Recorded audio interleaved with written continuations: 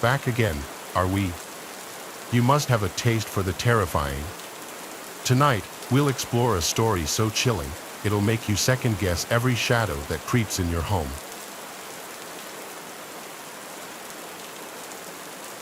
My name is Maury. I'm from the USA. Years ago, I worked in a home for older people as a nurse. I had the night shift. We were together drinking coffee on the second floor. All of a sudden, we heard a loud bang, so we thought a client had fallen. We decided that I would take the second floor and my colleague would take the first. Maybe we could find out what happened. While my colleague walked down the stairs, I looked at the monitor, which was on the second floor, and I saw someone in the department on the ground floor. He was inside the closed apartment. You could walk in over there, but you needed a code to get out. People with dementia lived there. We watched for a while, and the guy was stuck, he couldn't get out. We decided to go inside a room on the second floor of one of our clients because you needed a special key to go inside. We thought that was safer. We explained to her what was going on. She was perfectly capable of understanding the situation, and of course, we called 112. I explained the situation, and they told me they would come right away. I called my husband, who also had the night shift as a security guard in another town not too far away from us. He was just talking with the cops while I called 112 and said they were on their way. When I hung up, I looked outside and saw that guy climbing out the window. So I called back. They asked if something had changed. The police arrived, and we did a walk with them throughout the whole building. The guy broke the door in the kitchen. His stuff to break the door was there on the ground. The police couldn't really do much. I don't even know if they found the guy. Later that day, we heard that they were riding around the building 2 hours before the guy went in, and the guy had walked all over the ground floor, all while we were having our coffee on the second floor. That's a pretty scary thought. The next day, I had one more night shift. Though I don't have that much to fear, it was still pretty scary. So I asked if I could bring my 2 dogs. We had 2 golden at the time, and they were actually okay with that. So I brought them with me the next night. Nothing happened. The dogs walked with me the whole night, and of course, I let them outside now and then to do their thing. The other night, 2 other colleagues had the night shift, and guess what? They came back. They had robbed the safe. I always thought that the guy we had was just looking around to see if he could get away, but they had planned to come back for the safe the next night. But I'm guessing the 2 golden scared them off. I wouldn't go inside if there were 2 dogs like that either if I didn't know them. Later on, I always brought my dogs if I ever did the night shift over there. Most colleagues would be happy if they worked with me because they felt safe with the dogs, and so did I. The funny thing was that the dogs knew the route we always walked. After a few times, I didn't even put their leash on, they just knew. If we needed to help a client, they just waited in the hallway until I was done. A few clients knew it because I told them, knowing that they loved dogs. So when they needed our help, the dogs went with us in their apartment. Both the dogs and clients loved that.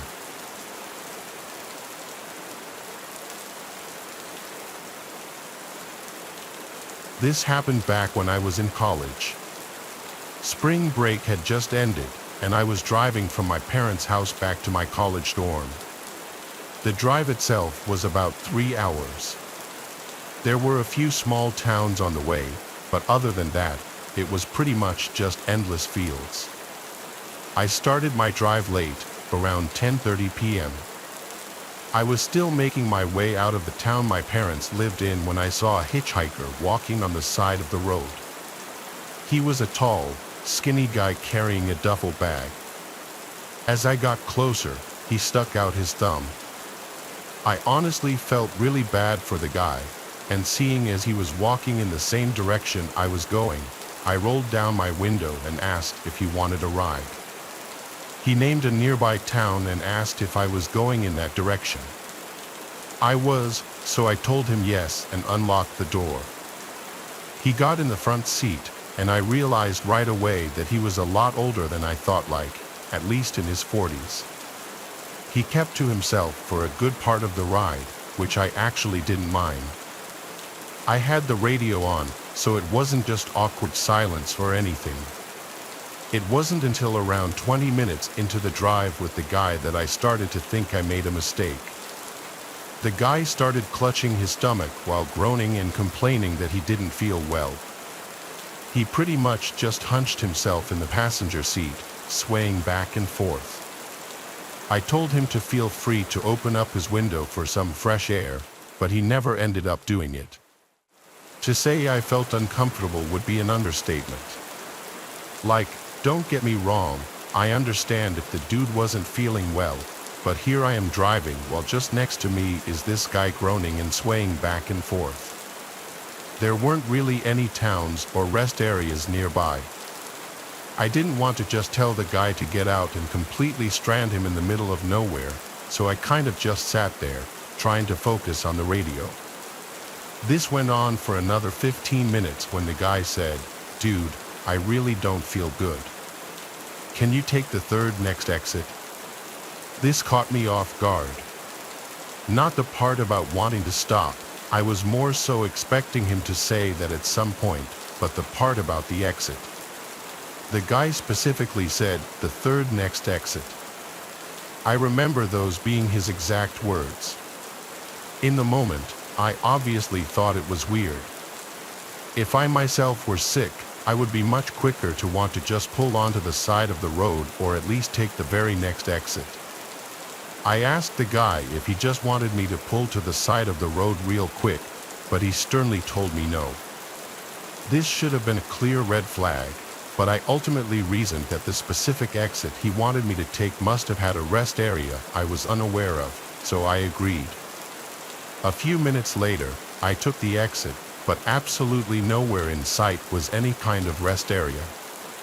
I started pulling to the side of the road when the guy said, "No, keep going. We should go down a bit further." Again, this should have been a red flag I picked up on, but I did what he said. Eventually, he told me to stop. He got out and, within seconds, disappeared into the darkness. I waited for the guy to come back for a few minutes when I saw 5 hooded figures walking towards my vehicle, only revealed by the light of my headlights. They were clearly carrying weapons and now charging towards my vehicle. I threw the car in drive and started darting in the other direction, but they actually started shooting at me. From what I recall, 5 gunshots were fired, 2 of which hit the back of my car. Even still, I was able to get out of there. I didn't stop the rest of the way back. I did call the police and report it, but I never got any follow-up. When I made it back to my dorm, I found the bullet holes in the back of my car. I think it's worth noting that one of them was only a couple of inches from my tire, which makes me think whoever was shooting was aiming for the tires, but I'll never be able to know for sure. I don't fully know the motives of that hitchhiker that night, but at least to me, it's obvious he intentionally lured me into that specific spot, which, might I remind you, was nowhere near any type of civilization. I have since never picked up another hitchhiker.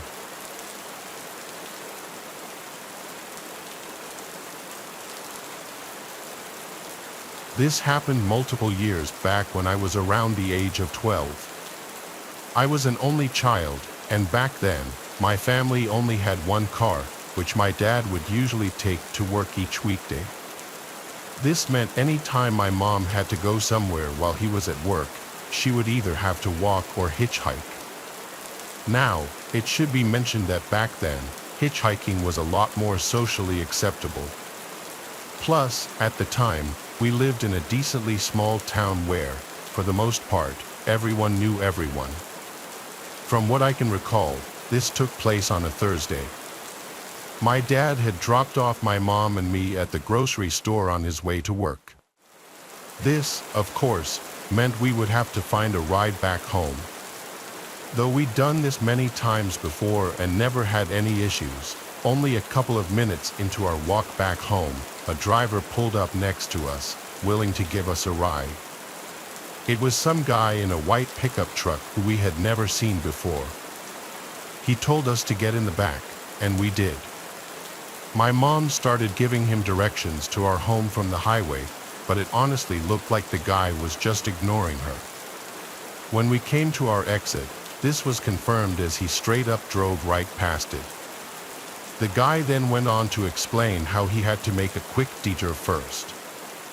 This was extremely unnerving, but after a while, we came up to a farm. The driver took out the keys, told us to wait in the car, and disappeared. My mom clearly didn't know what to do. I mean, we couldn't just leave. We were in an unfamiliar area in the middle of nowhere. A few minutes later, the driver came back, but now with a second guy. The guy looked at us and started flipping out, screaming at the driver. Now, I'm not sure if this is exactly what was said, but this is what I can remember.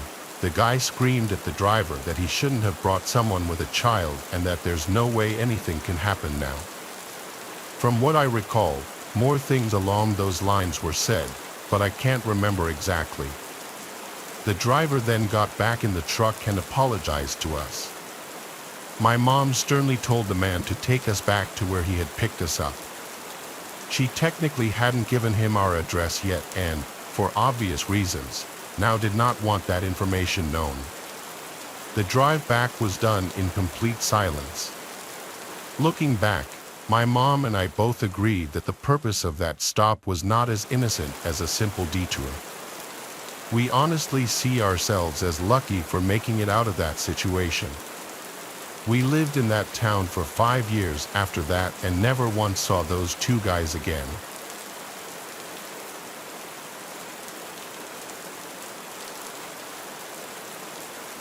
This took place in November of 2005. Each year, my job would give us 10 vacation days. Seeing as I hadn't yet used any this year, I decided to take a week off to visit different states around the US. To get around, for the most part, I would actually hitchhike, which is something I've done multiple times in the past. Despite all the horrible recognition it gets nowadays, I actually really enjoy doing it. I've met a lot of people through hitchhiking that I still call friends to this day. Anyway, it was around 2:30 p.m. I was walking down the road giving the usual thumbs-up signal hitchhikers typically give. It had been a while since my last ride, and I'll be the first to admit I was getting a little desperate. Eventually, a red pickup truck pulled up next to me. Inside were two men, my best guess is they were in their 40 years old. One of them asked me where I was going, to which I responded. They both looked at each other for a second, then back at me, and signaled me to get in. They seemed normal enough, so I tossed my bag in the back, got in, and shut the door. But I quickly realized the whole floor of the vehicle was completely covered in different types of bullets. Before I had time to even rethink my decision, we were already going 60 down the highway. I tried to engage in some small talk to ease the tension, and it actually sort of worked. But somehow, the topic landed on how one of the guys had just gotten out of prison for aggravated assault. A disturbingly short amount of time later, they started asking me how much money I had. This is when I started to realize I could be in some serious danger. Now, I had been hitchhiking for a couple of days by that point. I didn't look the best, so I tried to play it off that I was homeless and had no money whatsoever. This response was met with complete silence. For the next 30 minutes or so, not a single word was said, though multiple times I would catch the driver looking up at me through the rearview mirror. I honestly just tried to ignore it, something I regret doing to this day. Fast forward 20 minutes, and to my horror, the driver turned off the highway and started down some unpopulated dirt road. I instantly shot up and said, dude, where are we going? After 15 seconds of no response while the car was still driving, I grabbed my bag, unlocked the door, and dove out of the car. Instantly, I looked up to see the red pickup slam on its brakes, shortly after followed by the reverse lights turning on. I cannot explain to you how fast I got up and ran into a nearby cornfield. I ran for 5 minutes when I swear I could hear gunshots behind me. They were clearly distant, but still, I ran for another 5 minutes until I reached the sign for the main highway. I then called the police, explained the situation in my current location, and waited in the cornfield until an officer arrived. I was then driven to the nearest police station, where I filed a police report. Though in terms of descriptions, there wasn't really much I had to give other than 2 men inside a red pickup truck. I hadn't gotten the license plate number, and I didn't even really see the full faces of the guys or even remember them. The whole situation was no doubt the scariest thing I've ever experienced. I don't completely know what those guys had planned, but I truly believe I could have lost my life that day. While I still hitchhike occasionally, I am now far more cautious in the cars I get into.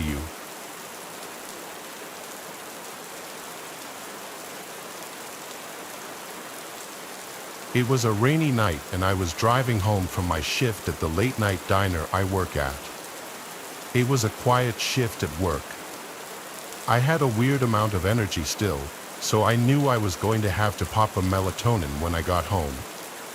I was driving my usual route, a scenic road during the day but majorly dark at night, lacking many light posts. There are occasional little parking lots with cute little strips of stores or family-owned restaurants and shops, and then just stretches of nothingness.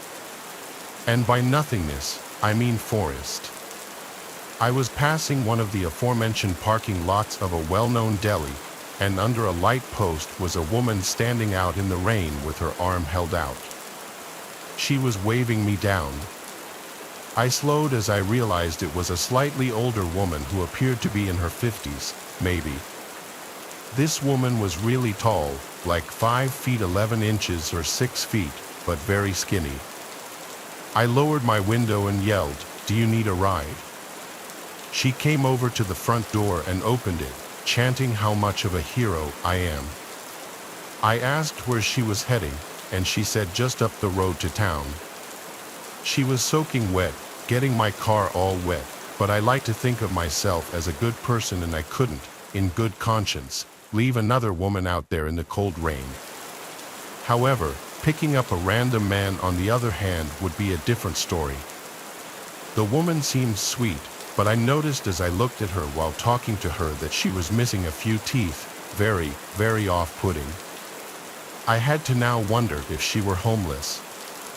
She didn't smell or look like a homeless person, though, but the rain soaking her and her clothes could have been masking any scent temporarily. Plus, her hair was so wet that what may have usually been scraggly undone hair could now have been weighted down and straightened by the water. Either way, the woman was smiling the whole time and didn't seem like a threat. We pulled up to an intersection with a gas station on one corner. I pulled in next to a pump, might as well fill up. I asked her if she wanted anything from inside. I was really doing my good deed for the week. She said, "No thanks, honey," so I went inside to pay the attendant for gas and some spiked seltzers since tomorrow was the weekend. When I got back to my car, the woman was gone. I looked around the gas station lot real quick, but it was tiny, she was gone. She must have run off somewhere. I felt slightly bad, feeling like she was some lost helpless woman, but part of me also felt slightly relieved. I filled up the tank of my SUV and was on my way home. When I got back to the house, I went straight inside my apartment, which is the first level of a 2-family house. There's a tenant upstairs and me. The front door into the foyer was usually left unlocked, then the two doors leading to each apartment were locked. I let myself in out of the rain and into my apartment. I set the seltzers down on the counter. I wasn't that tired yet, so I took a melatonin and tried to go to bed. Even with the melatonin, though, I was having a hard time sleeping that night. My mind was kind of going wild with thoughts, a lot of thinking about that woman I picked up earlier and what happened to her. At certain points, I heard slight sounds from outside of my bedroom, but I dismissed them as sounds from the upstairs tenant. Boy, do I wish I had been more suspicious before falling asleep. I woke up in my dark bedroom, something that usually would never happen when I take a melatonin. I usually sleep like a baby through the night. I sat up, feeling drowsy and really thirsty too. I reached over the table next to my bed for my water, and then I saw and heard something across the room from me. I saw someone crouched in the corner of my bedroom behind a clothing dresser, with their legs folded. I had to be hallucinating it. I shook my head violently and made weird noises. I even slapped myself in the face, and now whoever was in the corner stood up and walked out of the room. I didn't scream, I didn't say a word. I sat in my bed in literal shock. The part that had me questioning my sanity for a bit after the figure was gone was that there wasn't a single sound from outside the room after this, no footsteps, not the sound of a door closing. I grabbed my phone and called my dad. He picked up, confused why I was calling so late. I told him what I just saw, and he said, "Carter, you probably just had a night terror." I stayed on the phone with him as I was continuing to become more awake. I left my room and turned on the lights to the living room outside. It was a small space, there was no one in there. I looked around the entire space and could confirm no one was there. I started to believe that maybe I did just hallucinate it, but still, I slept with the bedroom door locked that night. When I woke up in the morning, I drank some coffee and got dressed for the gym. I went to open the door to the foyer and realized it was already unlocked. My heart sank. Last night, what I saw, was it real? I did another look around the apartment, confirming no one was inside. I went out to my car and opened the back door to put my gym bag in the back seat, and that's when I noticed the damp yellow-brownish stains all over the floor in the back, and my blanket that I always had back there was gone. I wanted to cry or scream. I figured it out. That woman snuck into the back seat last night when I was in the gas station. She either somehow unlocked the door to my apartment, or I mistakenly left it unlocked. I called my dad again, frantically asking him what to do. He said, check and make sure nothing was stolen, and if nothing was, then calling the police really wouldn't do anything. I checked the house and didn't find anything to be missing, just my blanket from the car. I skipped the gym that day. In fact, I stayed bottled up in my apartment for a while after that. I was just genuinely disturbed. I didn't want to live there for much longer after that, and so after that month, I found a new place to live.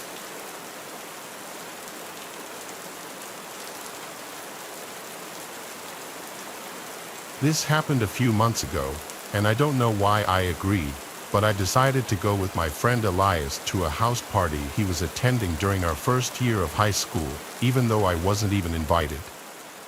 Elias was able to pull some strings, and I accepted the invitation knowing that I wouldn't be able to drive. I made the choice to go with Elias. When we arrived at the home late at night, Elias told me to leave my phone in the car. He explained that maybe I could lose it or someone I don't know could try and take it from me while I'm not looking. At first, I was confused. I simply nodded, and we got out of the car. I went with Elias into the home's backyard where the party was taking place. I glanced around the backyard and saw people engaging in various activities such as smoking, drinking, and possibly even doing drugs in small groups. Elias had encouraged me to go mingle and say hello to a few people. After a few hours, I realized I had had way too much to drink because my vision was completely foggy. After getting closer to the house, I leaned against the wall to support myself. As I did so, I noticed the time on my watch indicated that it was either midnight or 1:30 in the morning. I knew it was time to leave, so I set out to find Elias. Despite my overwhelming need to collapse, I scanned the yard for him, but I was unable to locate him or see him. When I asked a few others if they'd seen Elias, they all said they had not. I decided to call Henry to find out where he was, so I reached inside my pocket to feel for my phone, but it wasn't there. I cursed myself in the back of my mind because I realized that I had left my phone in Elias's car. It had disappeared with him. I realized there was only one way to get home, which was walking. I remembered my house wasn't too far from this house, but the night was chilly because it was fall.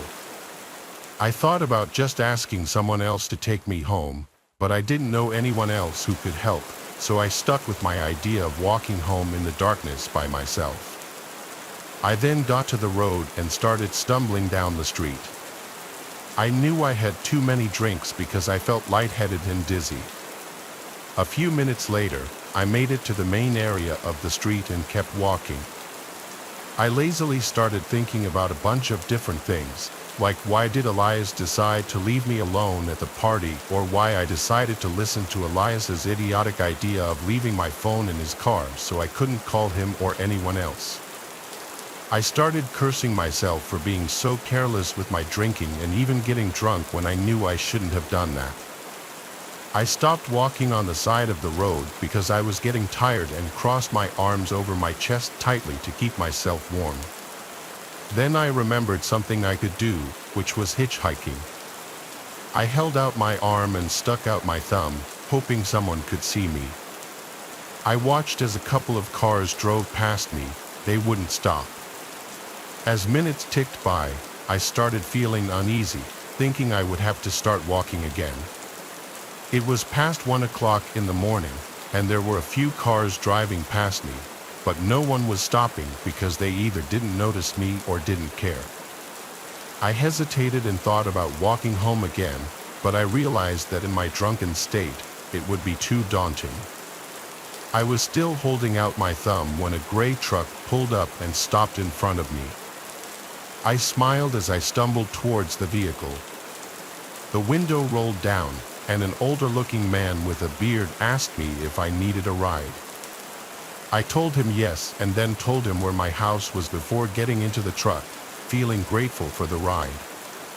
As we started driving down the road, the man began trying to make small talk with me, asking what happened to me. However, I was too disoriented to have an actual conversation with him, and the only things I could manage to say were low mumbling or just murmurs and groans.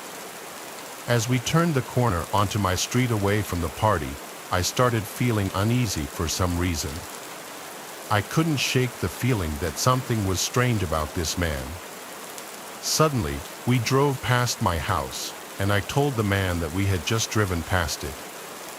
I felt my gut telling me to get out, but I couldn't because I was too drunk to move. I was about to tell the man to let me out before we got too far away from my house when suddenly the man turned to me, and I noticed he had a sinister look on his face. "You know you shouldn't be drunk while you're hitchhiking because you'd make a very easy target," the man said, smirking darkly. The man reached over and started rubbing my leg. I didn't know what he was trying to do, but I knew it probably wasn't anything good. But before he could do anything else to me, we both heard a loud siren behind the car, and then a flashing red and blue light flooded the night. I realized it was the police, and I jumped for joy inside. The man panicked and stopped, unlocking the doors, which allowed me to jump out of the car. I ran as fast as I could, and the police officer rushed over to me. I told him the entire story about what happened to me. Unfortunately, nothing illegal happened per se at that point. The police officer told me that he was looking for someone in a gray truck who had apparently stolen something from a store. I'm not sure if it was the man who picked me up or someone else, but I was just glad the police officer stopped the car. A cop gave me a ride home, and I decided from then on I wouldn't get so drunk that I couldn't think straight. I now know the importance of being responsible and staying aware of my surroundings, even when having a good time.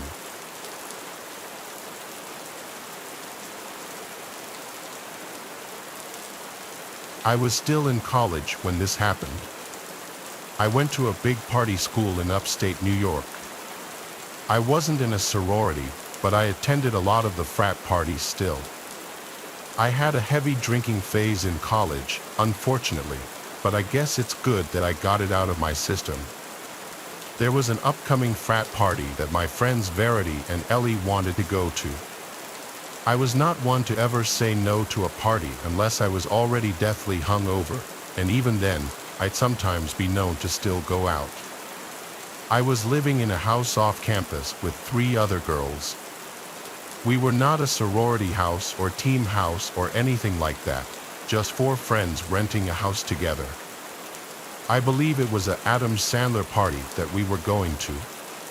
The house was about 20 minutes away from campus. We pre-gamed pretty heavily at our house and then called an Uber, which we all split. On the Uber ride there, we pre-gamed some more, which was a recipe for disaster.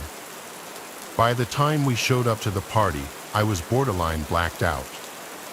I barely remember the layout of that house. I'd never been to a frat party besides that night. It's weird, I have short spans of memory from that night. I vaguely remember the outside, that there were a bunch of frat guys standing out front of the house, and then I remember the DJ in the living room and the 2 beer pong tables in the kitchen. I was later told that I played beer pong with some random frat guy and ended up talking to him in a corner for a big chunk of the night. But after that, nobody knows where I went. I couldn't even tell you the last thing I remember before waking up sleeping on the grass on the side of the road. In a daze, my head was throbbing. I had to still be somewhat intoxicated. It was pitch black outside. I was laying by a bunch of trees, like a wooded area apart from the university. There wasn't much up there besides woods and the occasional little town. There were a couple of light posts further down the road, so I wasn't just laying in complete darkness. I patted down my pockets looking for my phone and had a meltdown when I realized my pockets were empty. I was also missing my crossbody bag. I had absolutely nothing on me and started to freak out. I couldn't even call for help, let alone check the time or where I was. I looked around the immediate area by where I was sleeping, nothing. My white shirt was stained with dirt, but that was the least of my worries. I started walking down the road closer to the light posts and began to realize there were no buildings in sight. I was on some completely random back road. I leaned on the light pole for a few minutes, wondering what to do. I decided I'd wait for someone to pass by and ask for help.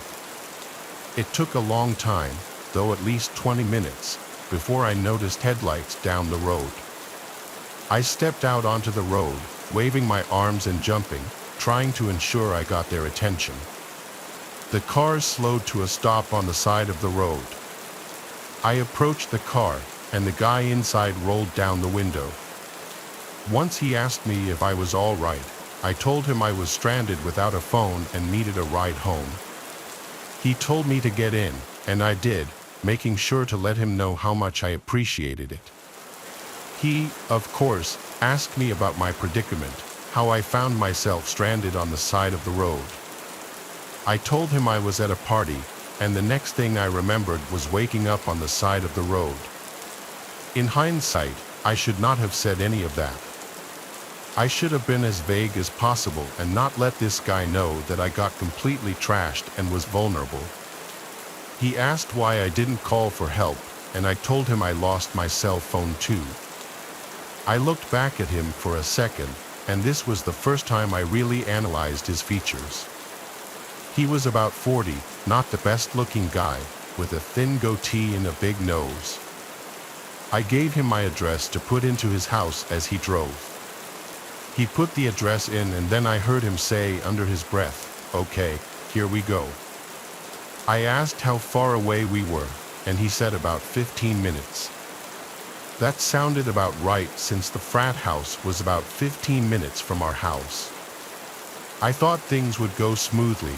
I'd get dropped off at the house where Ellie and Verity would be waiting for me with my belongings. But nothing can ever go that smoothly. The man spoke in a gentle voice basically the entire time. He was asking basic questions. At first, his soft voice was almost, in a weird way, off-putting, like why was he talking in an almost whisper in the car? We drove on and on for what seemed like over 15 minutes on the same road. I started to get concerned and asked him how much further we had. He didn't respond right away, so I said, "Sir," and he went, I repeated my question, and he said in his soft voice, "Not far." This wasn't right. Our house is in town, yet we were still on the same back road with nothing but trees everywhere. I started noticing in my peripheral vision that he would look at me multiple times, like he'd move his whole head to stare at me for a few seconds and then look back at the road. I was starting to feel sick. I asked him if he put the right address in, and he said yes. Then he asked, "What color underwear are you wearing?" as he put his hand on my knee and started rubbing it. I moved it away and told him in a desperate voice to please not hurt me. I just wanted to get home safe. He said, "Why would I hurt you?" After saying this, he pulled onto the grass on the side of the road and put the car in park. He was about to lean over towards me and do something, like put his arms around me, but I didn't let him. I opened the door and ran into the woods. Luckily, I was wearing my Air Forces, so I didn't have a hard time running in the woods. I ran only just enough to be out of sight from the car. When I could no longer see its headlights, I heard the man for the first time raising his voice. He yelled into the woods, "Where you at?" "I just want to." I put my hands over my mouth, not only to muffle my breathing but because of pure fear. I waited and waited until I heard a car door slam shut and the sound of a car speeding off. I waited a few more moments before walking back to the road, confirming he was gone. I felt truly helpless. I didn't want to run into that man again, but I also needed someone else to help me. I waited just at the edge of the woods for another car to come, and eventually, one did. I saw the headlights approaching from afar, but I waited until I was sure it was a different car before jumping out and waving my arms and yelling. The car came to a stop. It was another man, a little older. I sat in the back seat. This time, I was so shaken up that I hardly spoke apart from answering whatever questions about my predicament he asked. Thankfully, this man dropped me off at the house. It was like 4 a.m. at this point. My friends were still awake waiting for me. They had my phone and my bag. They were contemplating calling the police if I didn't come back by morning. No one had any clue who I left with or how I ended up on the side of the road. The boy I was with claims he wasn't the one who left with me. In fact, there's no solid proof that I even left with anyone, but that leaves no explanation for how I ended up sleeping on the side of the road. I cut back heavily on the drinking after this night and never want to be in a situation again where I have to hitchhike.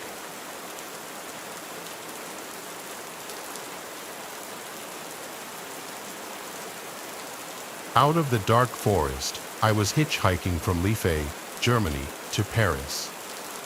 He was a French man, a somewhat dirty and unshaven driver, small and shabby. He agreed to give me a ride in his car, a ride with him to Paris where I needed to pick up. My paintings were from an exhibition I had there. It was October, I was 30 years old, and he seemed about the same age. He spoke broken English, I spoke no French at all. I really didn't have a clue who this guy was. The day was mild, sunny, and blue. It was a warm and comfortable French day, a great day to hitchhike. It was around 4:30 p.m. when I met him at a gas station somewhere in France. I hopped into his little old car, happy to have scored a ride. We drove off to Paris on the main highway. After some small talk, mainly about where I'm from, he reached over my lap and opened the glove compartment. He pulled out what looked like a bunch of passports. They were passports. He handed me all four. The first was a pretty girl who was his girlfriend and had died falling off the back of his motorcycle, he said.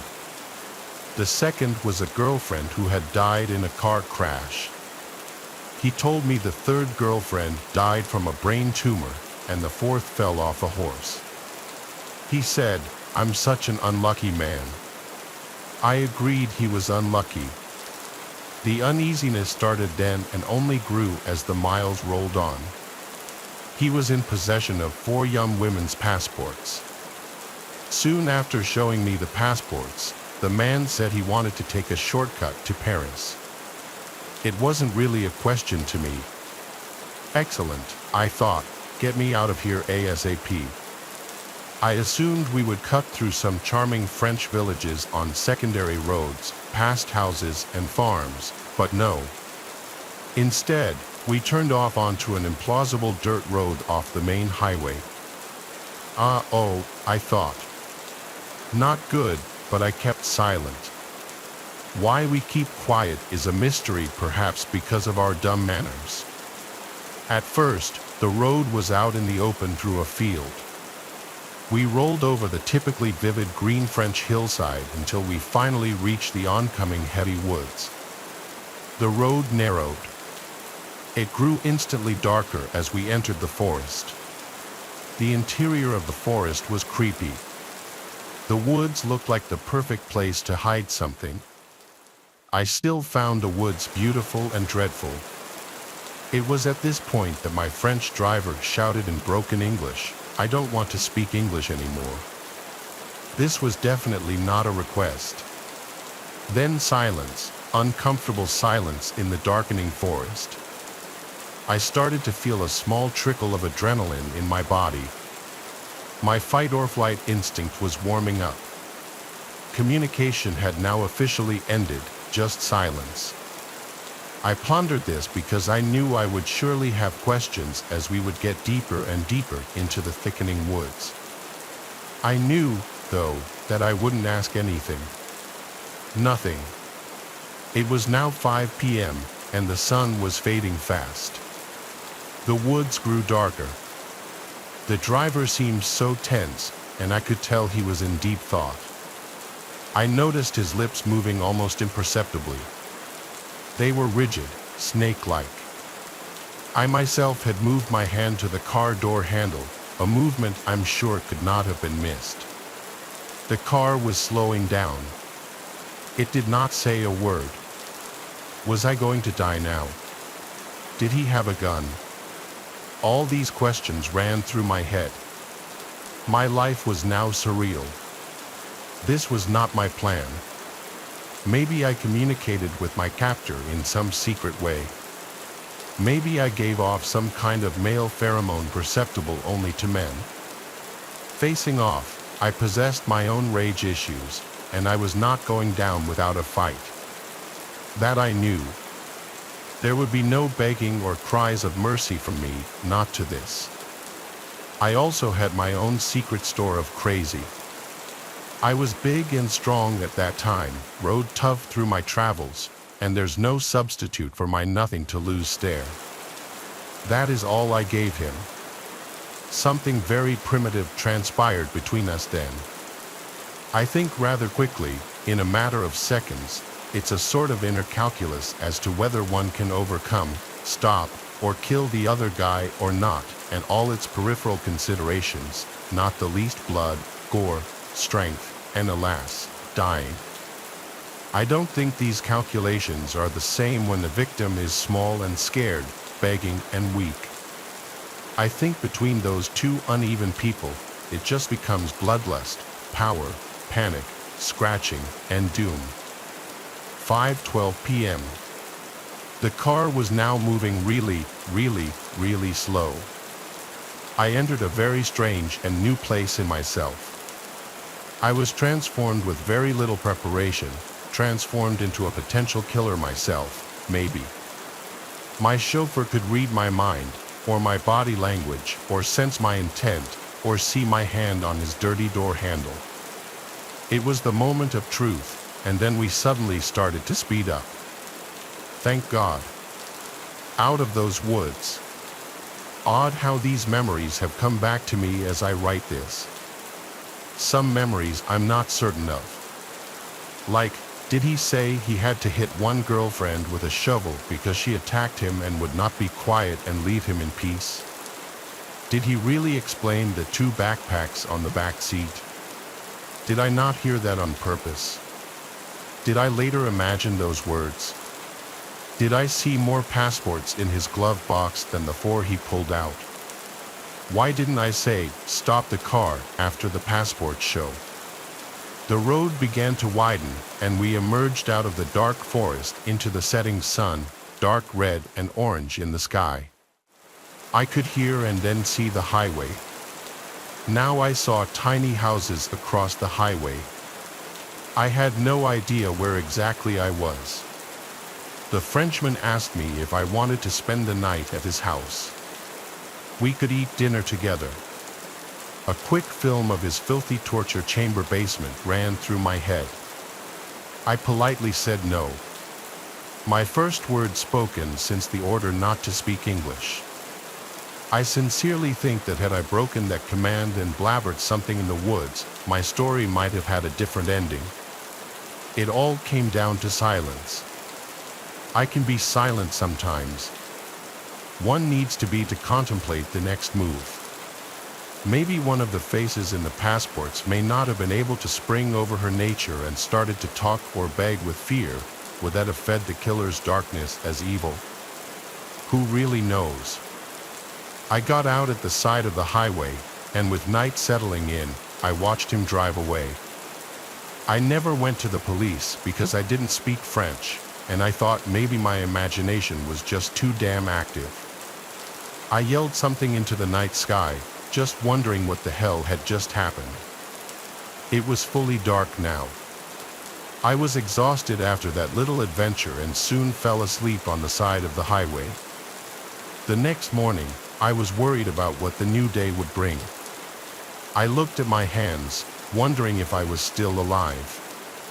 Jump ahead 20 years, and I'm teaching a German business student English in a cafe on a boulevard in Liege, Germany. For whatever reason, we discussed the topic of hitchhiking, and I tell him my story.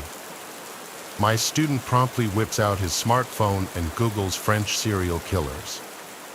Then he shows me pictures. There he was. I was shown a photo of serial killer Patrice Allegre. It was him, all those years ago, me and him on that strange ride.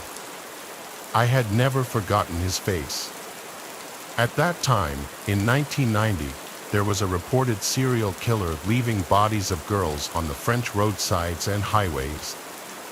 He was in the midst of his killing hobby back then. I had heard about a killer on the loose. My French girlfriend told me to be careful hitchhiking. I've often wondered if the murdered women, other men may have been buried in those woods we passed through slowly. I now wish I had gone to the police and have since subsequently tried. He's in jail, and they're not interested. Maybe I could have helped stop more murders back then. That's heavy on my soul. Since then, I've felt the dark light in my body. Maybe the souls of the girls escaped with me, desperate to get out of the forest.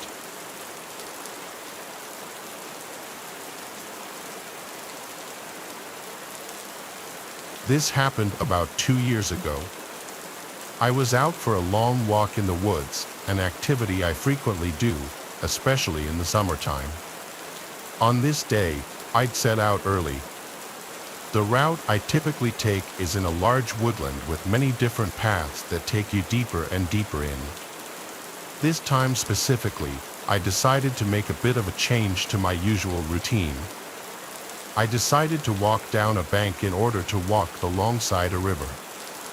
You could catch glimpses of it if you were higher up on the path, but for the most part, you could really only hear it. It was also much more remote when compared to the other paths. I had been out for 3 hours at this point. I had a book, food and drink, and a first aid kit in my bag. I'd walked far and kept walking, exploring the area. However, I couldn't help but feel uncomfortable. I tried to ignore it, but it was intense. I'm usually one for the quiet outdoors in nature, but this feeling I had kept making me look behind me to the point where I was no longer relaxed. As I got deeper into the woods, the loneliness became unnerving. I figured I was just scaring myself and tried not to play into it. That's when a cloaked figure with gloves on ran out in front of me. I instantly jumped and felt extremely alarmed. The figure had a mask on, a crow's mask, like, think a plague doctor mask. I wanted to run, and everything inside me was telling me to run, but for whatever reason, I really wanted to seem like I wasn't bothered and that the figure had failed to cause much of a reaction. So I awkwardly said, "Okay, good one. I'll be on my way now." The figure didn't say anything, rather, it began tilting its head as I walked around it and continued down the path. It was just standing there, watching me. I was extremely creeped out. Once I walked past it, I just kept walking, feeling shaken but trying not to let it show. I was nervous to look back, but eventually, I did. The creepy figure was still in the same place, still watching me walk away. He, or possibly she, gave me a wave, but not a friendly one, just a sinister one. I don't really know how to explain it, but it was slow and felt threatening. I was stupid. At this point, I felt far enough away from the figure, so I flipped at the bird, a choice I instantly regretted. The figure went from standing and waving to a full-on unhinged run in my direction. I, at this point, didn't stick around and legged it out of there. The figure was making intense, loud, and almost demonic noises as it chased me. I honestly thought I was going to die, but it all came to an end when I managed to outrun this freak and made it up onto an open footpath where I was reunited with joggers and dog walkers. I was stuck in this nervous state but still so beyond happy to see other people. I tried to make as many of them aware as I could, and the whole situation was ultimately reported. I got home safely by catching a bus into town. They were rare on that side of the county, but I managed, thankfully. I felt lucky yet really detached and uncomfortable. The area was investigated by police, but it was so deep in the woods, I don't know how much they covered. As of yet, nothing has been reported since, and nobody nor anything has been found. I now avoid that area and don't plan on going too far off the beaten track on my own again. I still think about this experience. It's still vivid in my mind and absolutely terrifying to me.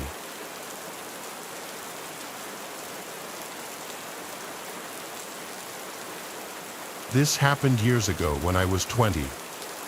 Back then, I was good friends with a guy named Ethan, who I met in high school.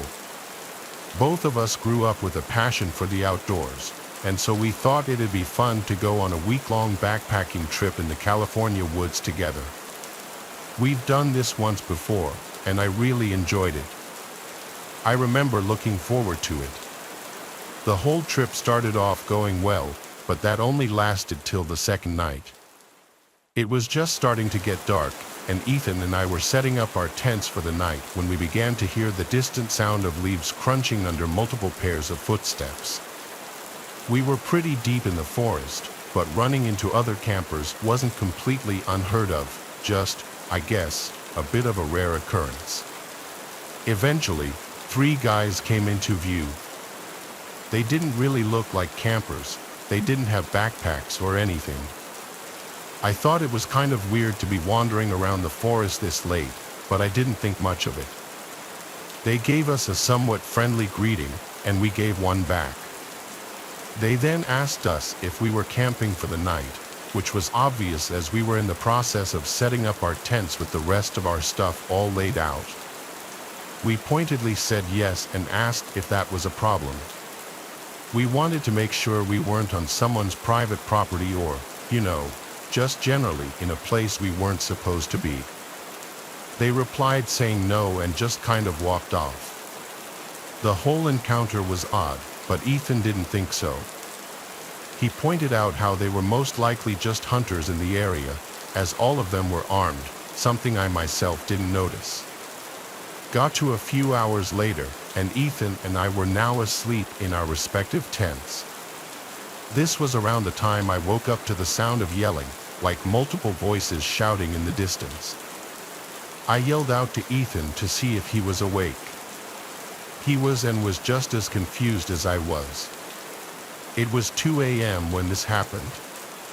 Our conversation was then interrupted by multiple gunshots. They honestly sounded like they were getting closer.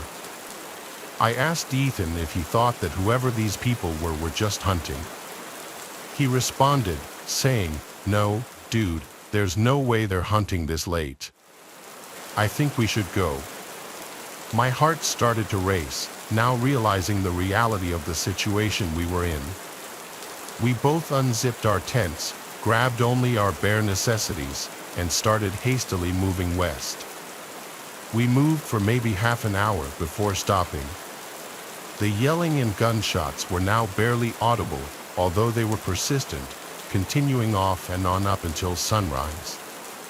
All night, we basically just sat there, listening to them, both wide awake from a mixture of fear and adrenaline. When the sun finally rose, we discussed what to do next. Ultimately, we decided we would wait until noon before heading back to our campsite. The plan was to then quickly pack up all of our stuff and make the trek back to our cars, cutting our trip 5 days short. Fast forward to noon, and we started cautiously heading back. When we arrived, the sight we were met with was nothing short of horrifying.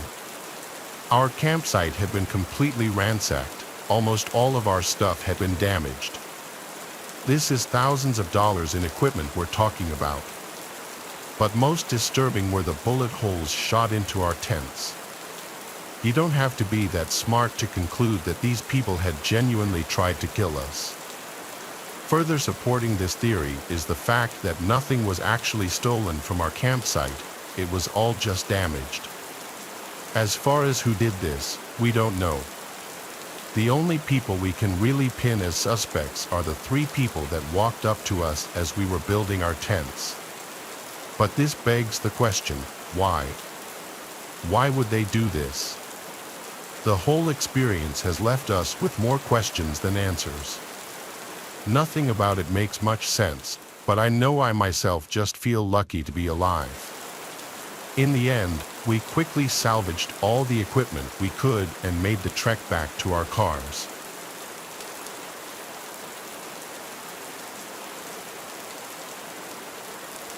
Nowadays, I don't camp nearly as much as I used to. I'm 24, and ever since I was young, I've been into hiking. Now, I get hiking isn't all that appealing to most people, but because of where I live, it's pretty easy to get into. You don't have to travel all that far for a pretty stunning scenic view. I try to find a new trail to hike every weekend. Typically, I'll hike alone, so I always keep a knife in my backpack for protection against wildlife. Should it ever come to that, though, in all my years of hiking, I've never once had to actually use it. In fact, I've never run into any dangerous situation while hiking. Well, at least up until a few days ago. I was driving to a heavily forested hiking trail I'd never been to before. Now, I hike in the afternoon, and this happened around the time of year where the days were starting to get shorter. In other words, the sun was setting earlier and earlier each day. This was a key detail that I had completely forgotten about prior to leaving. Only after I started driving to the place did I realize it would be completely dark outside before I would even be able to finish my hike. A decision I still regret making is deciding to do the hike anyway. I got a bad feeling about it right when I started. Fast forward a few hours, and I was now about 85% finished with the route I picked out. By this point, it was almost completely dark. I had a flashlight, but still, the whole scene was pretty eerie. This portion of the trail was deep in the forest. It was so dense with trees that the moonlight could barely even find its way through. Don't get me wrong, it was beautiful scenery in the day, but alone at night, it was nothing short of disturbing. It was then that I was really starting to regret my decision to carry out the hike. That's when I saw light up ahead on the trail. As soon as I shined my flashlight in its direction, it immediately got turned off. I didn't know what it was, but I couldn't exactly turn back, so I was pretty much forced to go directly towards where it had been. In the back of my mind, I knew the chances of it being another hiker in the dark were slim to none. Eventually, I reached where the light came from. There was no one. Instead, there was a large duffel bag lying on the ground. I began scanning the trees with my flashlight. That's when a large, probably 6.5-foot man stepped out from behind one of the trees. My body completely froze up. There I stood, like a deer in headlights, shining my light on the guy. He then slowly revealed a machete from behind his back. Seeing this, I started running for my life down the trail and in the direction of my car. I looked behind me, and the guy was chasing me. I dropped my backpack so I could run faster.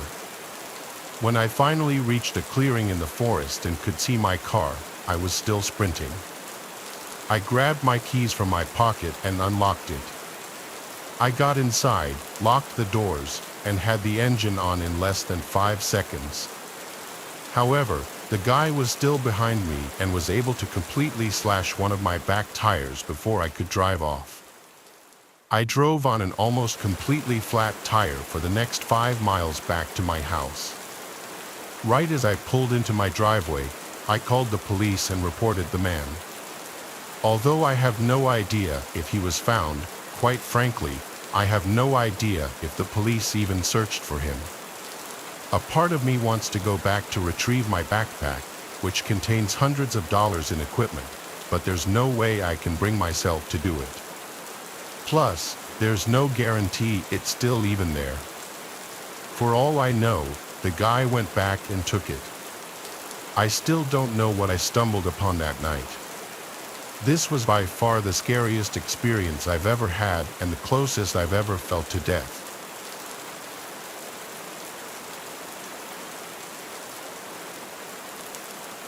In 2014, a man named Blair and his wife Farah were spending a weekend together on Vancouver Island, which they had done many times before.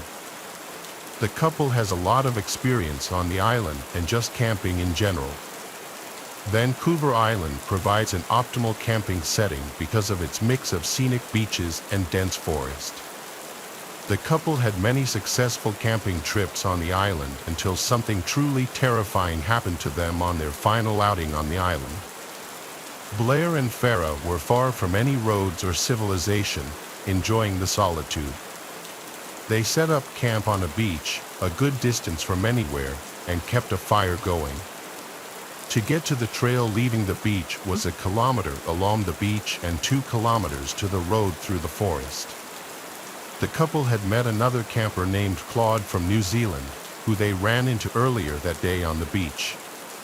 Claude was planning on sleeping in his van, which he parked back up on the road. The couple invited him down to the beach for a fire, and the three shared a bottle of wine, talking amongst themselves around the fire. This is where things started to get a little creepy. The sun was starting to go down by this point, and the trio kept hearing what sounded like female voices from behind them in the bushes dividing the beach from the forest. It wasn't too dark out yet, though, so it was still possible that they were just other hikers or campers nearby, or even a group who anchored offshore and the sound was just bouncing in a weird way. All three of them could agree that they were hearing female voices. On that note, it was getting late and a little dark, so Claude said goodbye and set out to hike back to his car before it was too dark. Blair and Farah stayed by their campsite and stoked the fire because Farah was starting to get creeped out by the voices, which continued on into the darkness.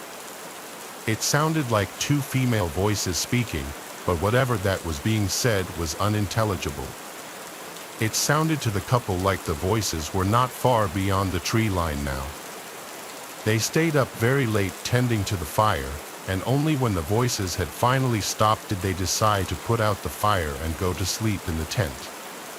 Before doing so, the two had scanned the cove with a flashlight several times looking for boats that could have been the source of the talking, but there was nothing in sight.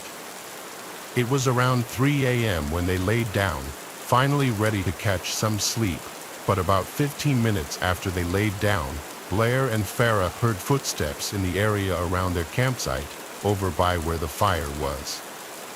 They came from the direction of the bushes toward the inland behind them, a direction that was not traversable by people. The couple lay there hoping it was just a bear or any animal, because the only bears on the island are black bears, which usually are very timid around people.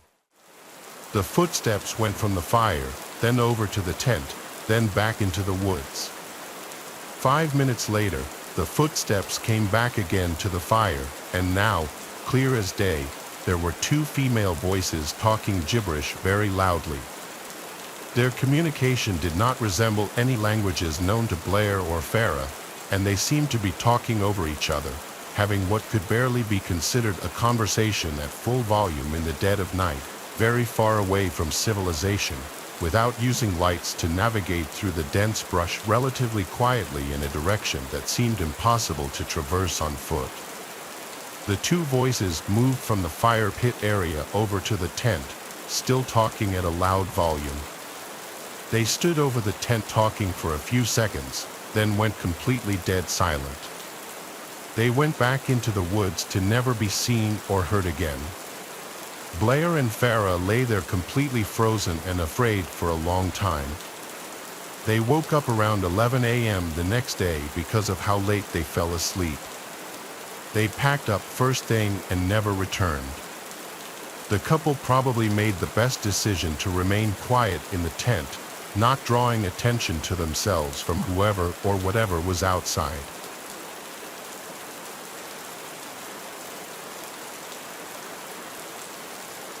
The following pictures you're about to see were taken by hikers Orly and Dante, who both live in Eagle Mountain, Utah, a small town south of Salt Lake City.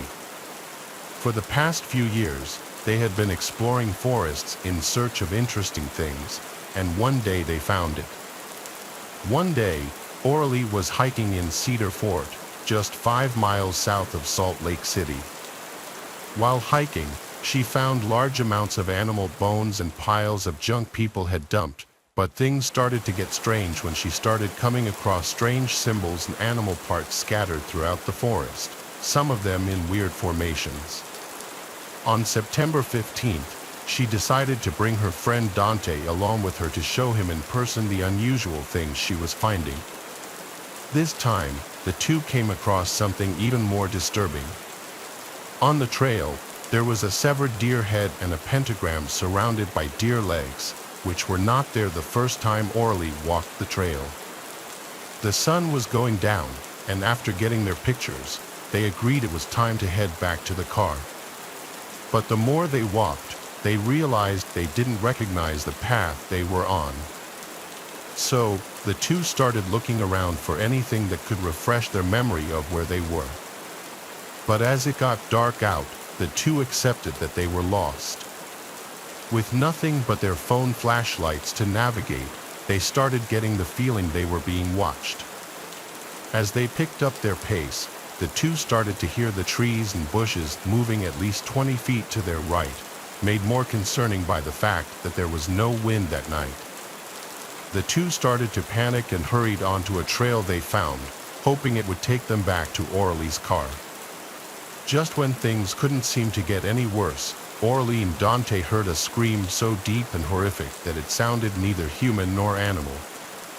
The two sprinted down the trail, Orly making a conscious effort not to look back, but Dante did. Dante claimed to see a large black figure on the trail behind them, too big to be a human. The two made it to the car by some stroke of luck, losing whatever was chasing them. So, they left the forest and went straight home. Orly has not returned since.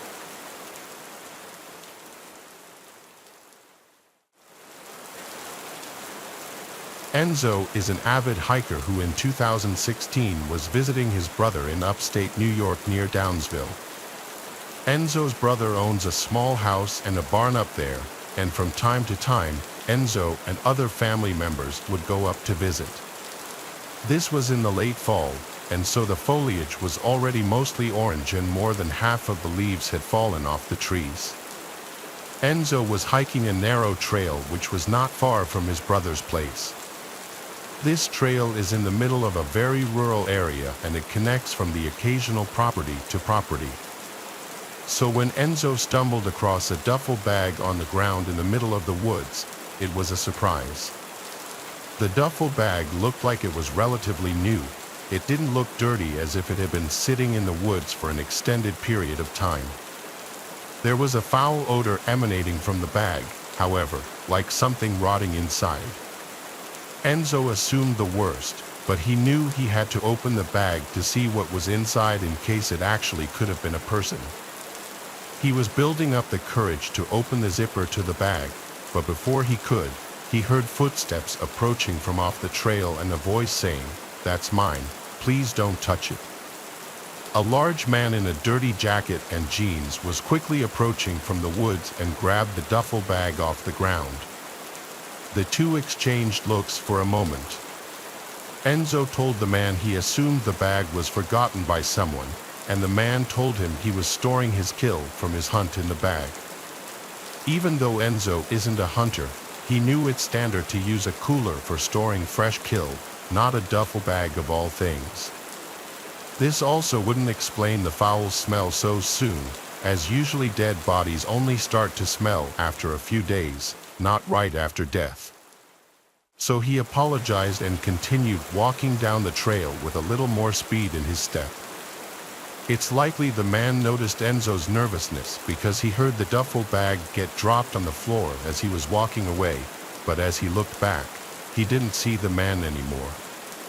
Enzo nervously continued along the trail, taking out his phone to try to call his brother for an emergency pickup by the road, but he didn't have any reception in the woods. All he could do was press forward and avoid crossing paths with that man again. But as he continued on, he kept hearing leaves crunching from not far behind him, and any time he'd look back, the coast seemed clear. Eventually, his fear that he was being followed became real. He saw that man following him in the distance in a stalkerish manner, hiding behind a tree. Without thinking, Enzo started to run as fast as he could down the trail. He knew he was being followed without even looking back because he could hear the leaves being crushed not too far behind him. Enzo came to an abandoned-looking property with overgrown grass, and having grown too winded to continue running, he attempted entry to the old house through the back door and was able to get inside. Enzo hid under a cot in the first bedroom he found, and he heard the back door open again, followed by heavy footsteps moving in a hurry. They went from room to room, and Enzo could hear the man's heavy breathing from also being out of breath. The man's footsteps came into the bedroom just for a second and left right after, he didn't look under either of the two cots. Enzo heard the back door to the house open and slam shut again, but he laid under the cot for another half an hour, not taking any risks. He only got up when he realized it would be dark soon and he needed to get to a road to call for help.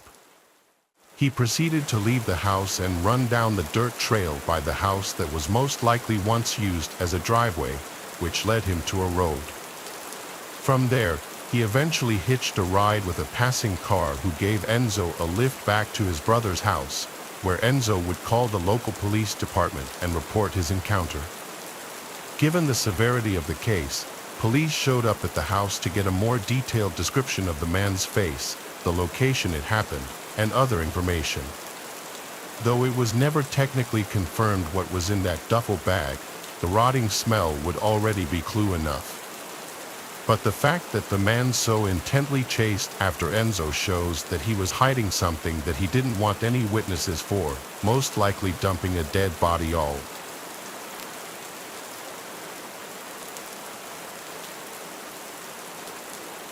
I work in the pro department of a home improvement company. I worked the closing shift with another cashier, who I'll call Aria. Aria's a really kind but quite timid cashier. She's also very pretty, so she has a lot of contractors hit on her. It's usually not that worrisome, though a few compliments, maybe a dinner invite, which she'd politely decline. I would probably ask her out as well if it wasn't for one detail: Aria does have a girlfriend. So being hit on by guys on a daily basis makes her rather uncomfortable. When we first met, I told her she ought to tell those guys about being gay, but she kept saying it wasn't any of their business, so she kept that part to herself. Aria has become my best friend, and having another cashier there with you keeps things from getting lonely. We even cover for each other's lunch breaks. One day, when I came back from lunch, Aria started telling me about this rather creepy guy who was flirting with her. She said she politely turned him down, saying she was with someone already, and while he didn't seem happy, he did leave. I shrugged it off as nothing more than the usual horny guy and laughed it off. But later that day, the man came back. Aria wasn't there, as she had left to help a customer find some lumber, so it was just me. He looked rather normal, probably handsome to most women, but he acted off. After looking around the area, I asked him if I could help him with anything. "I'm here to see Aria," he told me. I asked him how he knew her, and he said he had come in earlier and asked her out, to which she said yes, so he had come back in to pick her up. I told him she had left for the day, a usual lie everyone tells to cover for their friends. His smile went away as he started looking annoyed. He said he wanted to speak to Aria and ask her out again, which contradicted what he had just told me about accepting his previous invite. I told him he could not do that, which caused him to cross his arms and asked me why not. I'm not the best liar when it comes to making up excuses on the spot, however. I didn't want to tell him Aria was gay if she didn't want him to know it. So I just blurted out that Aria was my fiancée. His annoyed look went to confusion as he asked me how someone as pretty as she is could go out with someone like me. I'm not a Chris Evans or anything, but I don't think I'm that bad looking. I told him it didn't matter and that she and I were getting married in a couple of months, so he needed to back off. He gave me a death look but didn't say anything. After an awkward silence, he left. After Aria had gotten back, I told her what went down. She asked me to describe him, and after I told her what he looked like, she said that was the same guy who came in before. She was a bit creeped out by what went down but found the fiancé excuse rather funny. She even stated she'd rather be engaged to me than go out with him, which I'm guessing was a compliment. A couple of weeks went by, and we had all but forgotten about the man. At this point, one night after it had gotten dark, Aria and I were getting the trash together so we could close down the registers and go home. Just then, We heard a bang at the door, causing both of us to nearly jump out of our skins. It was the guy again. He had a wild look in his eyes as he kept his face pressed against the glass. "We're closed," I told him, but he insisted he needed to come in. Aria yelled again to tell him she's not interested and for him to go away and leave her alone. But he yelled that he's not here for her, he's here for me. He then says that if he can take out her husband, then she'd be all his. Based on that, he wanted to kill me. I told Aria to run to the manager's office and call the police, and I'd stay here and watch him. I won't lie though, I was pretty afraid to be in that tiny little area. If the guy was able to get in, he wasn't the biggest guy, but he could have had a weapon on him. Plus, the store doesn't allow us to have self-defense items on us, so I was on my own here. The guy then started ramming the sliding doors like he was crazy. The doors were rattling. I could have sworn they were going to come off their base. Just then, Aria came running back around the corner with a 2x4 in her hand, yelling that the cops were on their way. Finally, the man decided to leave. The closing manager met the officers when they came, and he took them to review the cameras. Thankfully, the man was caught and arrested, but Aria and I felt unsafe working there any longer. We're still friends and even attend the same college together, but we have separate jobs now while we pay our way through classes. I'm glad she was there to help me with the rogue man, as I hate to imagine what he might have done to me, or worse, what he might have done to her. She says she's glad I was there for her as well, as having a guy around tends to make men like him less confident in what they might try. It was a wake-up call for me as to how dangerous it can be for some girls when an interested guy just doesn't want to take no for an answer.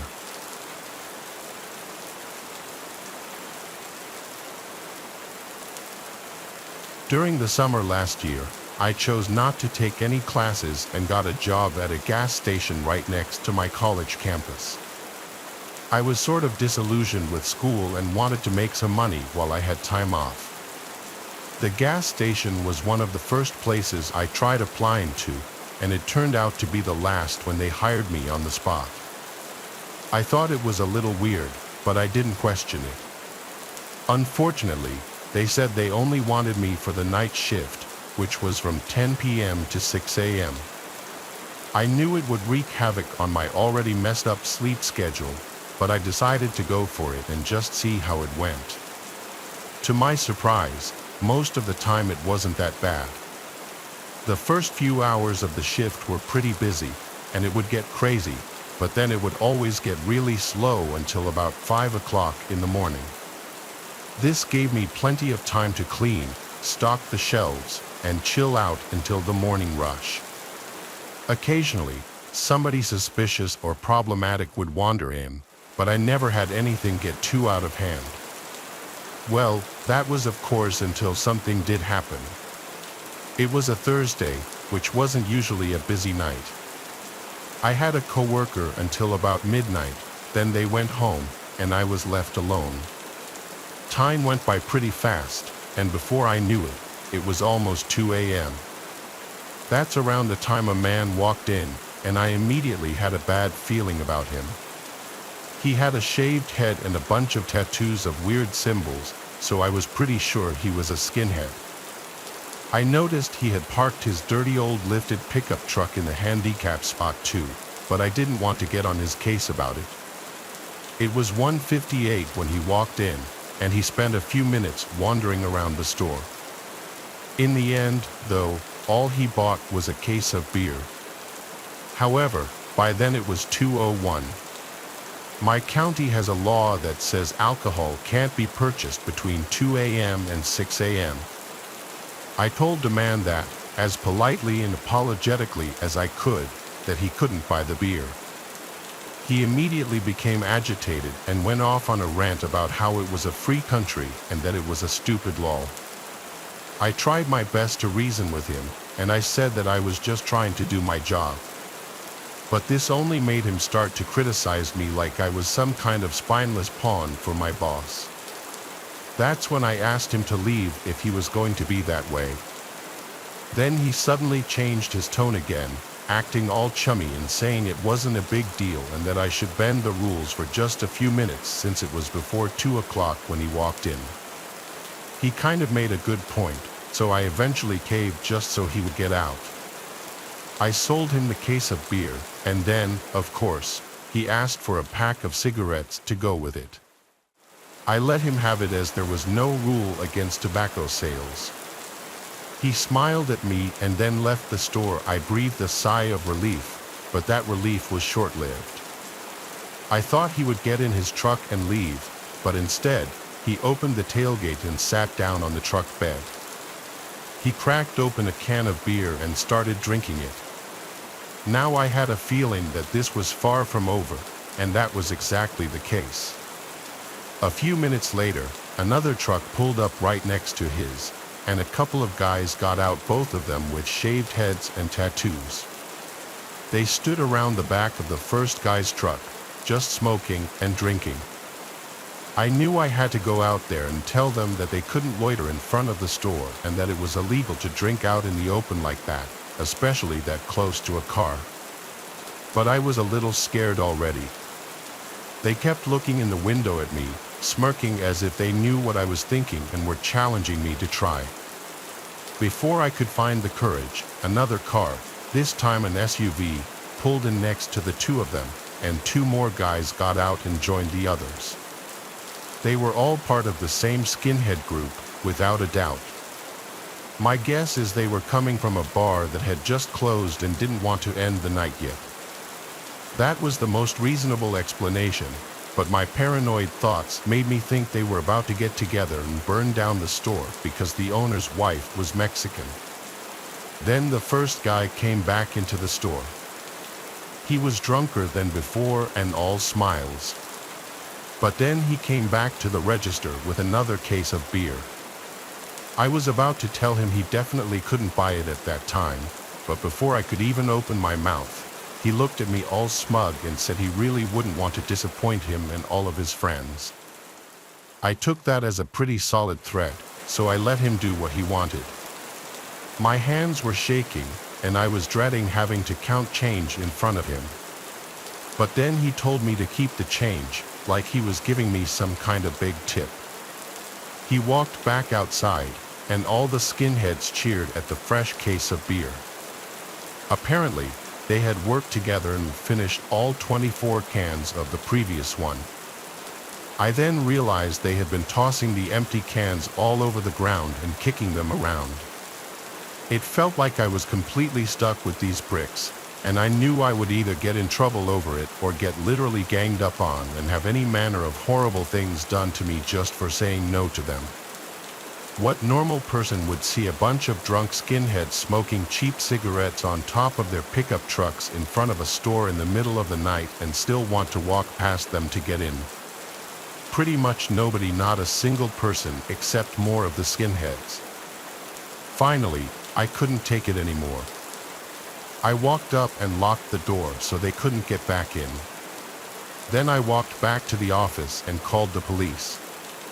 Several minutes later, a cruiser showed up and told them to screw off. There was some shouting outside that I couldn't quite make out, but I was worried for a few minutes that things would escalate. Thankfully, they left without causing too much of a scene, but I have no idea how close it got. The cop waited for them to leave before doing so himself. Right before he got on his way, I came out and asked him to stay a while I cleaned up their mess. The next day, I unfortunately had to quit that job. There was nothing more terrifying to me than the thought of being stuck behind that register if those guys ever decided to come back. Still, I kind of get worried that one of them will see me around town and recognize me. I don't know what those people are all capable of. All I know is my town is full of dudes like that, and they're always causing problems.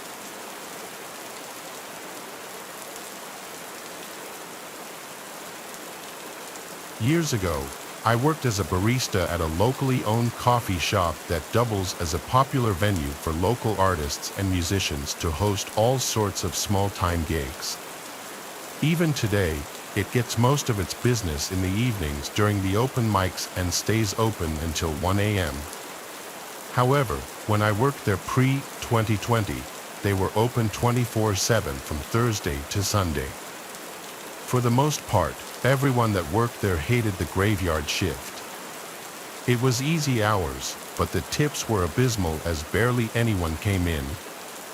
As far as I was concerned, however, I didn't mind the lower pay. What I hated was being alone and running the only place that was still open for miles. The shop was in a good part of town, if not a little close to a bad part, but the fact of the matter is that there's really no such thing as a good side of town during these overnight hours, if we're being completely honest. I was advised to never keep more than $50 in the drawer during the graveyard shift for a reason. I was always afraid that somebody would drag me into the back of the store, so every time I was scheduled for the overnight shift, I asked one of my male friends to come hang out with me. The one guy who would help me more than anyone else was named Bob. It usually turned out to be a good time. I made some money, I slipped him some beers under the table, and of course, I felt much more comfortable not being a woman on her own. Bob would work on his laptop while I was busy, and we would talk when things were slow. We had been friends for a while, but we became close after spending a lot of time together. It was always platonic, though.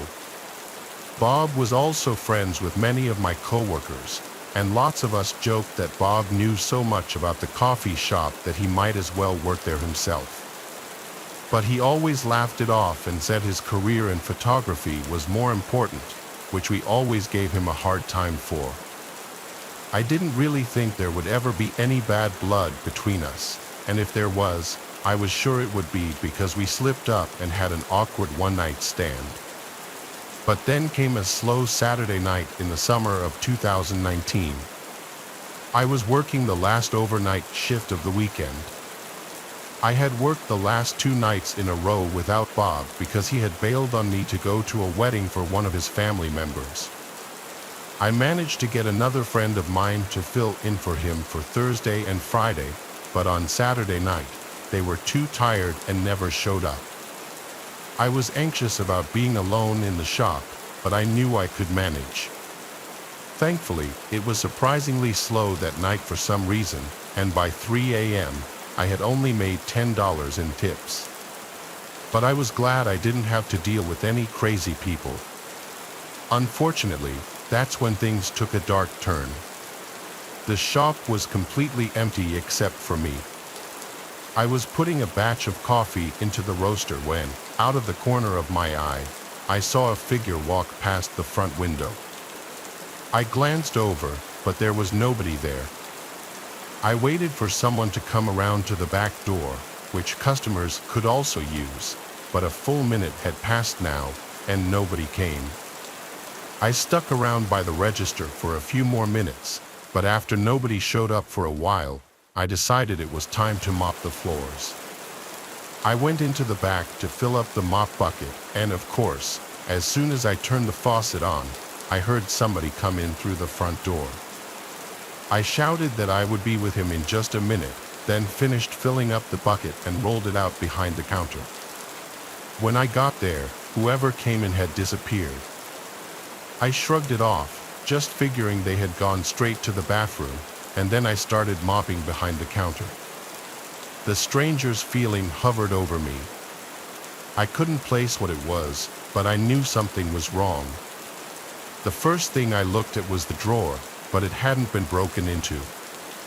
Even then, that would have been loud enough for me to hear over the running water. I leaned over the bar and checked the bathroom doors. The men's room door was closed, and the light was on, so I knew somebody was in there. My stomach churned slightly as I knew it was a man in there, but so far I had no real reason to think anything was wrong, so I just kept on mopping. When I finally got finished behind the counter, the bathroom door opened, and to my surprise, Bob walked out. I immediately felt a sense of relief, but I had to ask him what he was doing there. He explained that he had just gotten home from the wedding and thought he'd stop by and say hi. I was grateful that he decided to show up, so I told him he could have whatever he wanted on the house. I got behind the espresso machine and got to work pulling a shot. I packed the grounds into the portafilter and locked it into the machine, then looked over to say something to Bob. But whatever I was thinking of saying was immediately forgotten. His facial expression had gone from friendly to devilish in just a moment of time, and suddenly a wave of chills went through my body. "What are you doing?" I asked, fighting back trembling. Bob grinned like a psychopath and pulled a knife out from behind his back. "I'm finally going to bang the barista," he said as he started to laugh. "Don't be crazy," I shouted. "We're friends."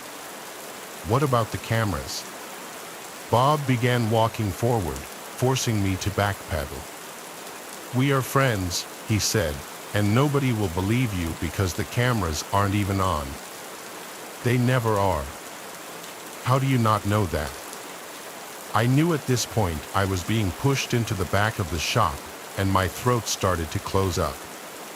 It was also in that moment, when I looked for an exit, that I realized he had locked both the doors and turned the open sign off, keeping anybody from coming in. "Your boss already thinks we do this every night," Bob pressed on, inching closer and closer. "Stop it." I shouted in desperation, looking for something to defend myself and trying not to slip on the wet floor. "Shut up," you screamed. "You should have been giving this to me for months already. Do you not know how much time I wasted on you?" I was pleading and about to be cornered. The last hope I had was something on the sandwich counter. In the last moment before he pushed me out of sight into the back of the shop, I grabbed for the panini press and ripped it off the table, slamming the corner of the metal against the side of his head.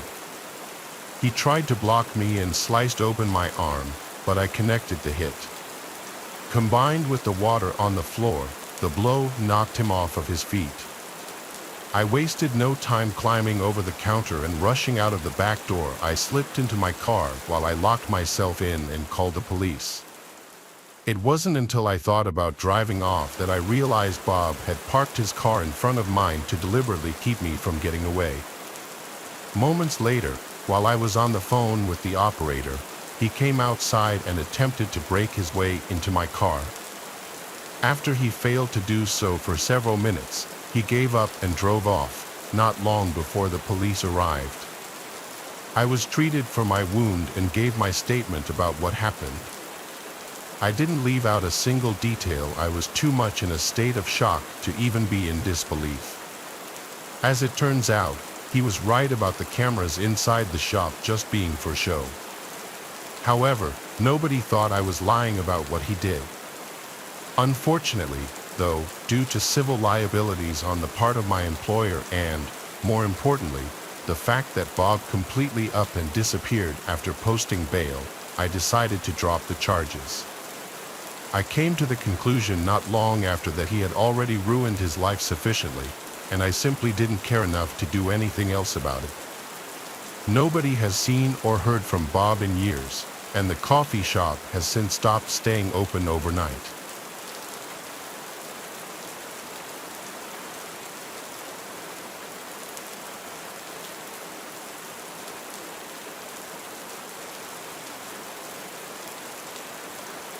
I've been a night owl my whole life, so I work night shifts exclusively.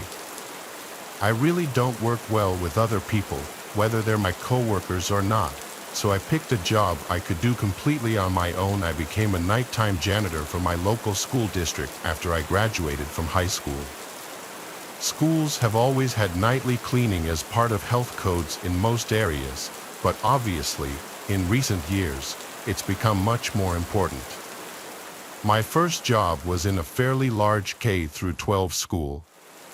There were a couple of daytime custodians as well, but at night it was just me and one other person splitting the school down the middle. My coworker and I barely ever interacted, which I appreciated a lot. Every single night, all the floors get mopped or vacuumed, every desk, table, and door handle is disinfected, and every toilet, urinal, and sink also gets cleaned. It takes a full 8-hour shift to accomplish, and for that entire time, I don't talk to a single person. It's great, honestly. Most of my coworkers are women, and they don't want me talking to them either. When I tell people about my job, a lot of them think the hardest part is cleaning up after the mess is left by the students. For the most part, I guess they are right, but I always tell them I would rather plunge and clean 10 clogged and traumatized toilets every single night than ever have to work directly with another human being all day long, especially a horde of minors. These days, there's one example I give of why I say that. It was the night after Halloween. I came in from my usual shift and got started without even saying hello to my coworker. We started on opposite ends and met in the middle, so we would only see each other when we were finishing up. The first hour was mostly normal except for one obvious thing out of the ordinary. I always keep my music at a low volume on my headphones, but from outside them, I kept hearing things.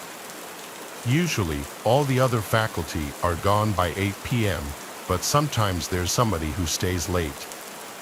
I couldn't decide what I was hearing through my music, but I wasn't in the mood to turn it off, so I just ignored it. A little while later, I took a break from mopping to change the water in the bucket. I was gone for about 5 minutes, but on my way back to where I stopped, I walked past one of the hallways I had just mopped and noticed the wet floor sign had fallen over. For legal reasons, I had to step over the wet floor and stand it back up, then mop back over my tracks. Annoyed, I walked over to it but froze for a moment when something else caught my eye. There was another set of tracks in the water, leading to and from the sign. They were little footprints, something a kid would make. After I stood the sign back up, I followed the tracks, knowing I would have to mop over those too, basically redoing the whole hallway. The tracks ran all the way to the end, where there was a flight of stairs up to the second floor. From there, they dried up pretty quickly. I stormed up the stairs and got to the second floor, but nobody was there. I took my phone out of my pocket and paused my music so I would be able to hear if anyone was running around. Right as I looked down, I saw a flash of movement at the end of the hallway. I also heard a bunch of footsteps echoing across the empty school, so I started making my way to the end of the hall. By the time I got there, I still couldn't see anyone, but then I heard a little kid laughing. It felt like I was in a horror movie, but at that point, I was more annoyed than scared. I stood there looking around for a few seconds until I heard a crash from the first floor.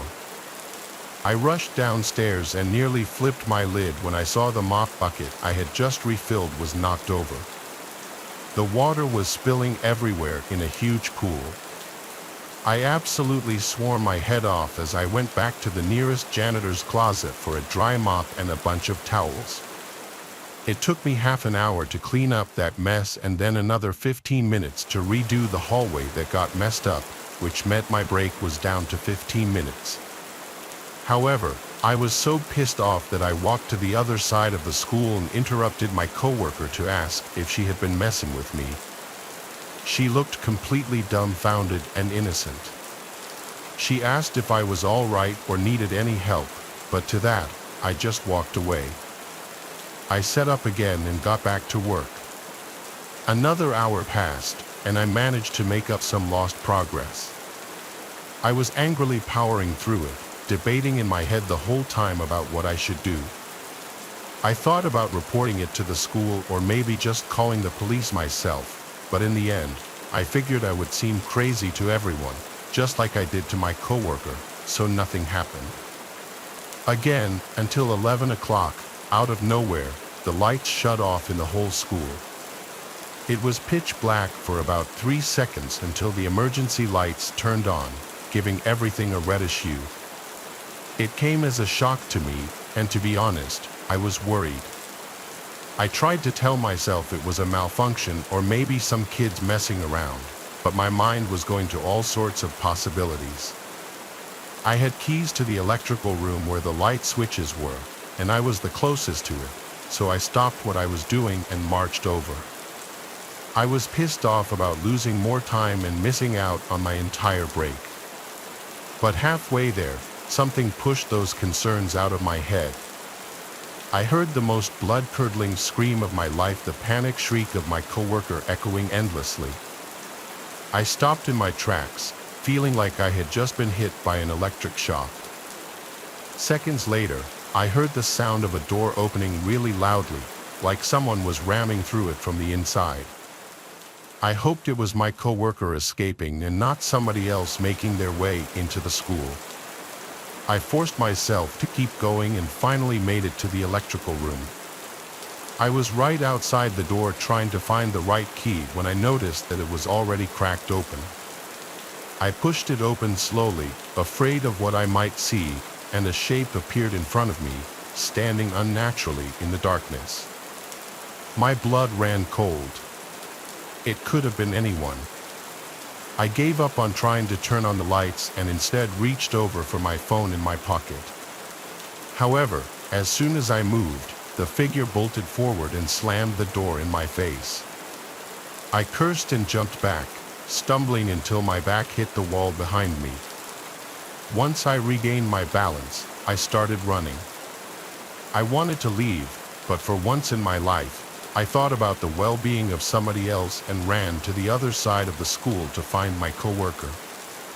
After checking a few of her hallways, I finally found her mop bucket sitting alone in the middle of the floor next to a bathroom. Without hesitation, I rushed over to it, hoping not to see any evidence that she had been hurt. Nothing seemed unusual except for the fact that she was nowhere to be found.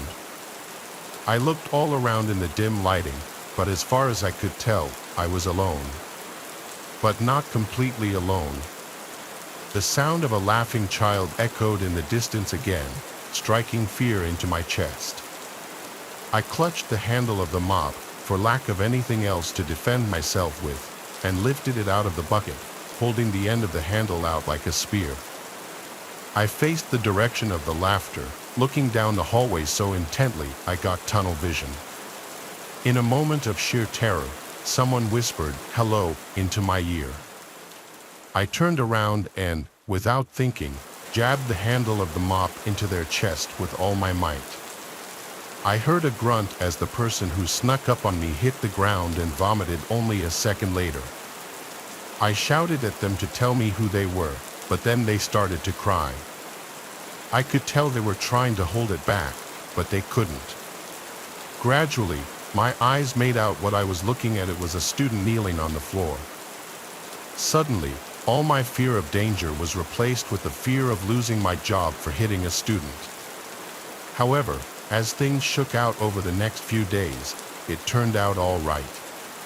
Two twins in the 9th grade and their little brother got the idea to keep the spirit of Halloween going and prank the overnighters in the school by hiding in the lockers. There was one set of lockers in the whole building that wasn't in use and had no locks or ties on them, and those kids were skinny enough to fit in there and hide.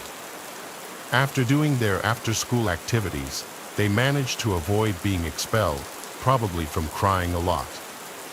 The school district understood my actions and let me keep my job, but I was transferred to a different school. All in all, this is why I don't like people, especially kids.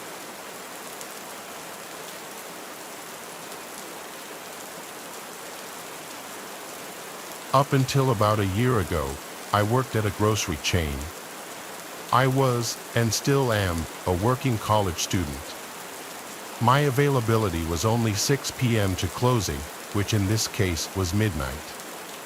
It wasn't my favorite job.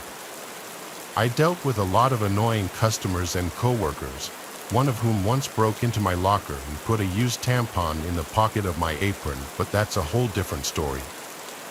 My job was walking distance from where I lived, which made it really convenient since I didn't have a car. One Friday night, I was closing as usual with my supervisor, and we were running later than we usually did. My supervisor and I finally got the remaining customers out of the store, clocked out, and left. I left before my supervisor and began walking home.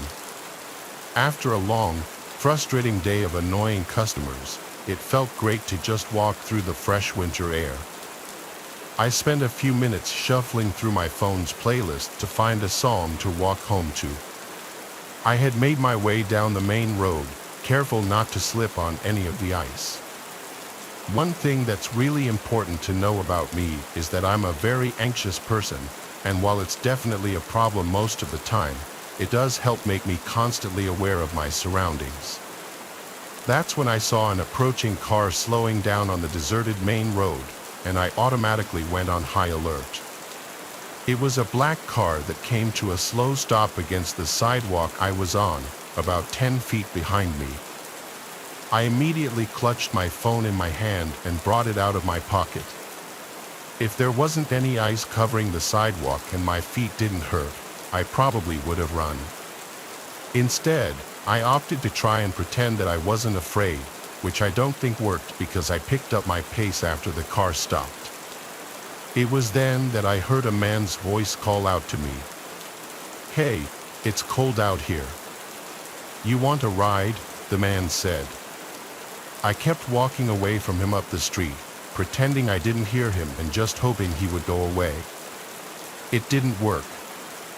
A few moments later, I heard the car tires crushing the ice on the road and then turned around to see what he was doing. He was now driving with the car in reverse. When he caught up to me, he had rolled down the passenger seat window some more. He was a black man, maybe in his mid to late 30s. He looked at me and I stopped, prompting him to stop his car as well. "Hey, let me give you a ride," he said through the car window. I didn't know what to say. I wanted to be polite because even though I was scared, I tried to be rational.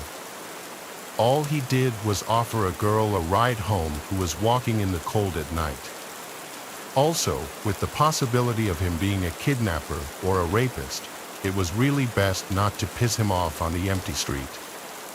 "No thank you," I said politely but firmly that I hesitated for a second.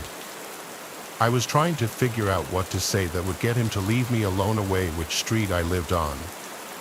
"I'm okay," I insisted. "Thanks, though." As I finished thanking him, I started walking again, now putting both headphones in with the song paused. It was more of a way to signal that I was done talking to him. He didn't say anything, but I knew that he was watching me walk away. I felt relieved when I got a few more feet away from his car and heard the sound of his tires driving away. Unfortunately, the situation was only getting worse. As I started walking past the entrance of a car dealership, I saw the same car making a U-turn in the middle of the street out of the corner of my eye. When I turned slightly, he pulled up to the sidewalk yet again, this time a few feet in front of me. The man then opened the driver's seat door and got out of the car. It was at that point I was actually afraid I wouldn't make it home that night. He looked at me with this weird expression on his face. He had this really focused look while trying to look casual. It's really hard to describe. He started walking up to me. This kind of situation had never happened to me before, but I always thought of dangerous hypothetical situations in my head. I guess thinking about those situations prepared me to an extent because before I even realized it, my phone was already against my ear like I was on the phone with someone, even though I wasn't.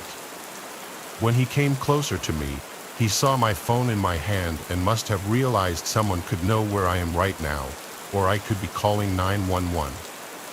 That's the only explanation I can think of because when he looked at my phone, his demeanor totally changed. He stopped in his tracks with a worried look on his face and then asked me, "Oh, are you on the phone with someone right now?"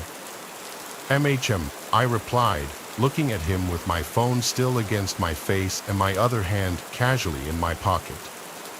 Without saying anything else, the man immediately turned around, got back in his car, and then started to drive up the street. I walked slowly at first, letting some distance grow between us, but as soon as I felt safer, I walked up the street as fast as I could without slipping. I frantically tried to call my dad, who I thought was home at the time. He didn't pick up. I then tried to call my sister and my fiancé. I didn't feel like I was in danger anymore, but my adrenaline was through the roof and I wanted to hear from someone who would make me feel better. I gave up calling after I couldn't get in touch with anyone and just kept walking. I was finally getting ready to turn onto another street when I passed an empty parking lot and saw the same man leaning against his car looking over at me. "Hey," was all he said in a flat tone when I walked by. At this point, I was completely freaked out. I didn't have my phone out anymore, so I couldn't pretend I was talking to someone again, and I was also significantly closer to my house. If he decided to get into his car and follow me, there wasn't any detour I could take to try and lose him. I was now on the verge of tears, and that's when I decided to call 911. I called 911 and told them the situation. The officer on the other line stayed on the phone with me until I got into my house. After that, an officer came to my house and asked me a bunch of questions about the man. He also asked me about his car and where I last saw him. All of the details were either too vague or I didn't remember. He said that he would at least patrol the area for him. I'm not really sure if he actually did or not, but it made me feel better at the time. From that point, I needed a ride to and from work every shift until I got my schedule changed to day shifts. Just a few weeks later, the college semester ended and I was planning on skipping a semester anyway. That experience only reinforced my decision. The more I think about that situation, the more I realize how lucky I was. I was in the perfect position to be taken, but I actually used some quick thinking that really de-escalated the situation. I moved in with my fiancé, and now I have a pocket knife and pepper spray for whenever I walk home at night from my new job. It's something to remember. If you haven't called 911, if you don't have anything to defend yourself against someone, either let someone know where you are or pretend that they know where you are. It can potentially save your life.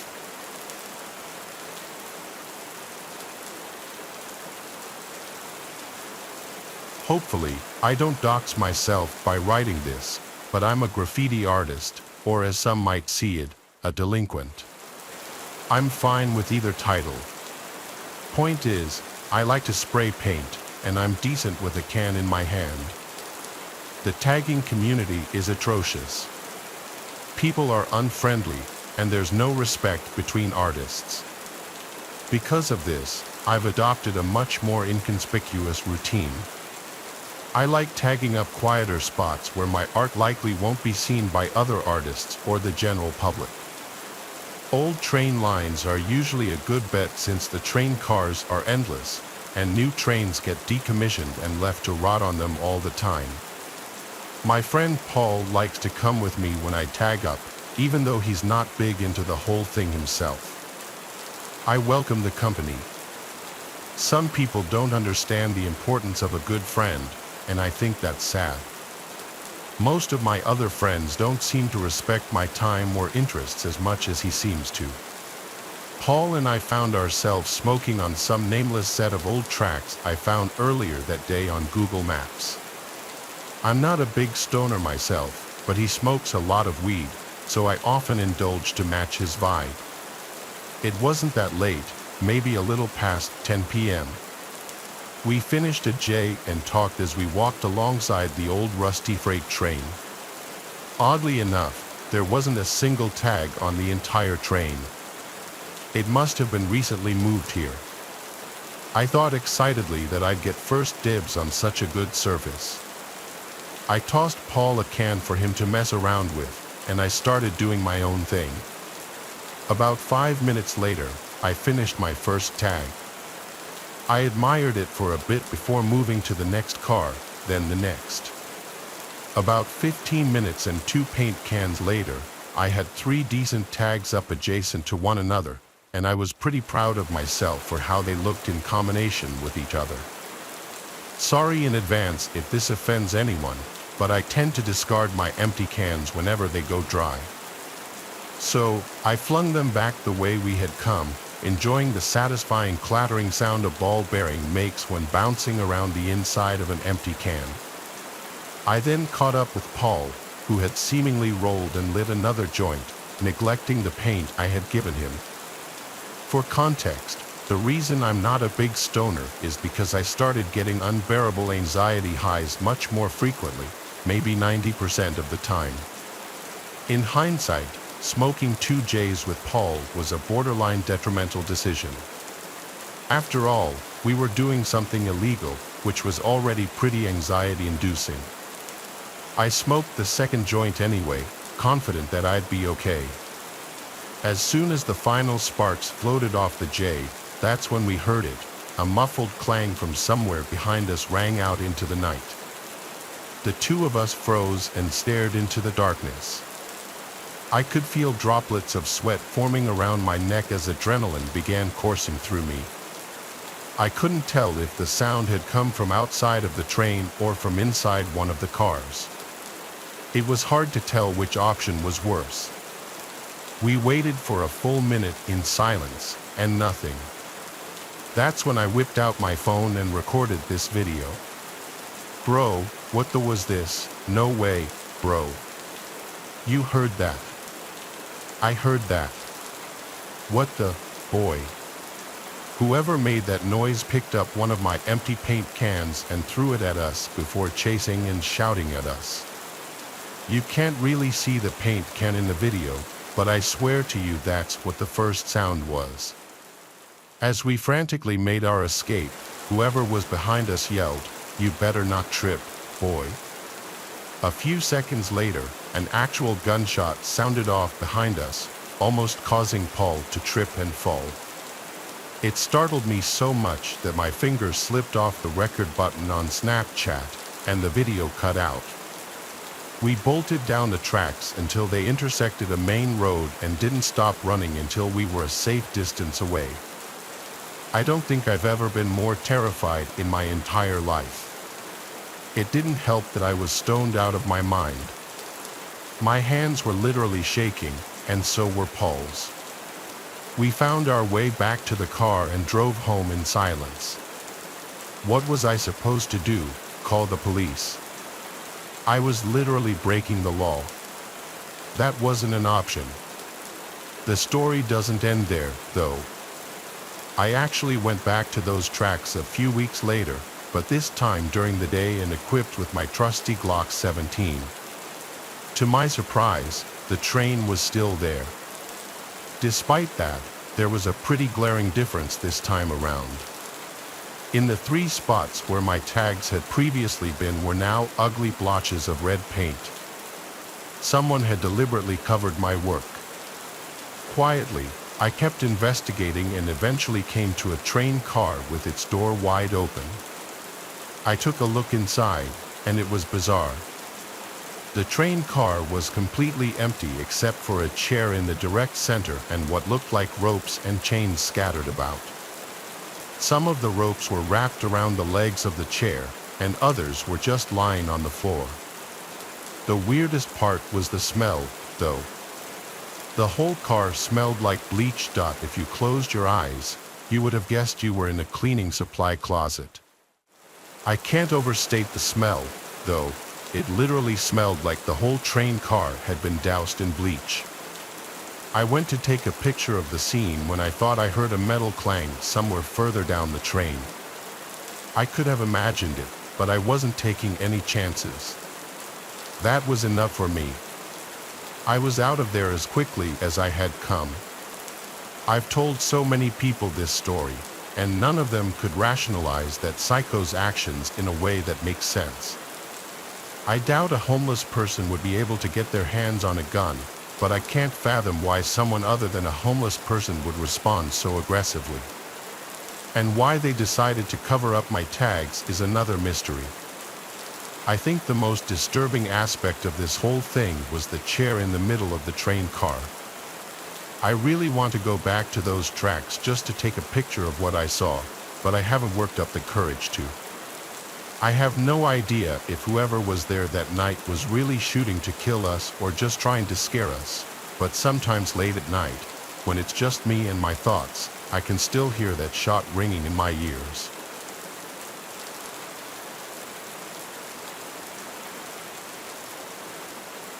As I write this, it's early July.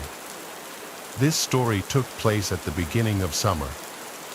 I usually try to hang around my college town or travel to Europe in the summer as a way to avoid going home, but that wasn't a possibility this time around. I found myself reluctantly returning home at the beginning of the summer. I just had to make it through 1 week, and then I'd be on a plane to Germany. I didn't really feel like seeing any of my old friends, but I wasn't too keen on staying home either. So, I found myself waking up early and spending my entire days hiking, watching movies, or even just driving around aimlessly. It was my last day home. I was getting bored of the stuff I had been doing and wanted to do something a little more exciting. My friends and I used to train hop, one of the many unruly activities that I had since cut out of my life. I decided, what the hell, and drove to a secluded set of tracks I knew about. Freight trains always passed through here, so I knew there would be many options. The tracks were surrounded by trees and various flora, part of the reason I had chosen them. The last thing I needed was to be caught for doing an illegal activity after having been clean for so many years. I parked my car and made my way over to the tracks. Let me describe the layout so it's easy to understand. This specific set of tracks ran through the trees for a while before entering a tunnel. There was a very small clearing on the other side of the tunnel and then a massive bridge over the water. My friends and I used to ride the train all the way across the bridge, but since it was just me, I would have no way of getting back to my car unless I felt like walking 10 miles. So, I decided that I'd hop on the train, take it through the tunnel, hop off, and get a peaceful walk back to my car. I walked along the tracks and waited for a train to pass. It was probably 3 or 4 in the afternoon. Finally, after about 10 minutes of walking, I started to feel the familiar vibration in the rails. I quickly ran to the side and tried my best to stay out of sight. Usually, as far as I know, freight train conductors didn't care enough to report people walking along the tracks, but I didn't want to take any chances. The train passed, and I waited for a good number of cars to go by before emerging from my hiding spot. I picked a car that looked easily attainable and began jogging alongside the train like I had done 100 times before. Once I was confident enough, I grabbed hold of the ladder and swung myself up. It was pretty easy, the train wasn't traveling very quickly.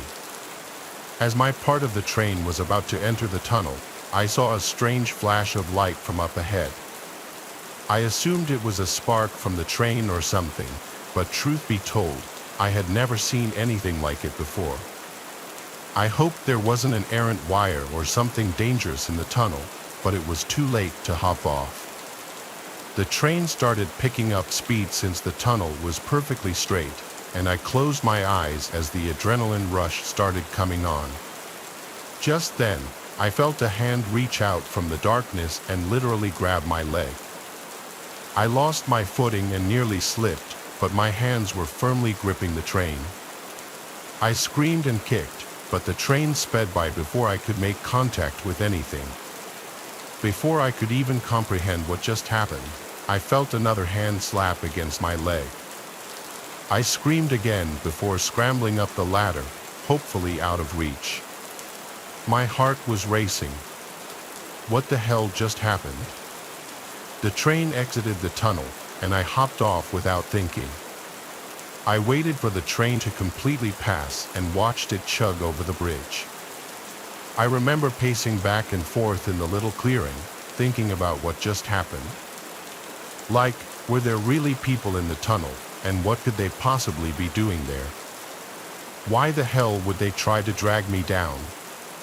All these thoughts and more were racing through my mind when a stark realization struck me in the face. The only way back to my car was through the tunnel. There was absolutely no chance in hell I was walking back through that tunnel with those people in there, especially since they'd be able to see my silhouette and I'd be walking through darkness. I sat on the ground for what felt like forever. There was no other option. I couldn't walk across the bridge without risking my life. A train could come along at any second, and the bridge was too long. I considered calling someone to come rescue me, but I wasn't even sure if they'd be able to do anything. Police weren't an option. I was breaking the law just being here. I had no choice. I picked up a rock and started making my way through the tunnel. There were 2 people in there, which I knew for a fact, but there could have been more. I had no idea. I got about halfway to the point where I felt the second set of hands when I heard something. A faint click was coming from somewhere in the tunnel. It sounded like a human clicking their tongue, but it could have been made by a machine. It was honestly hard to tell. I froze and thought to myself, continuing to walk this tunnel was a death sentence. I felt a rush of confidence and pulled out my phone. "You better stay back, or I'll shoot," I threatened, my words echoing off the tunnel walls. There was a moment of silence. The clicking stopped as quickly as it had begun. I was obviously bluffing about having a gun, but I figured it was better to bluff than just walk in silence. I then pulled up a video on YouTube of gunshot sound effects, turned up my phone's volume, and played it. It was honestly louder than I was expecting, and with the echo of the tunnel, I prayed to God that whoever was in there bought it. Without waiting another second, I sprinted full speed into the darkness, bracing myself for a fight. I didn't stop running until I had reached the other side. By some miracle, no one tried to grab me. After making it out of the tunnel, I looked back. There was another flash from deep in the tunnel. This time, though, it subsided long enough for me to clearly see 2 silhouettes standing on the tracks facing me. That was it for me. I turned to leave, but as I was jogging away, the nastiest screech I've ever heard emanated from the tunnel. It sounded barbaric, definitely human, but far from normal. I don't plan on ever train hopping again.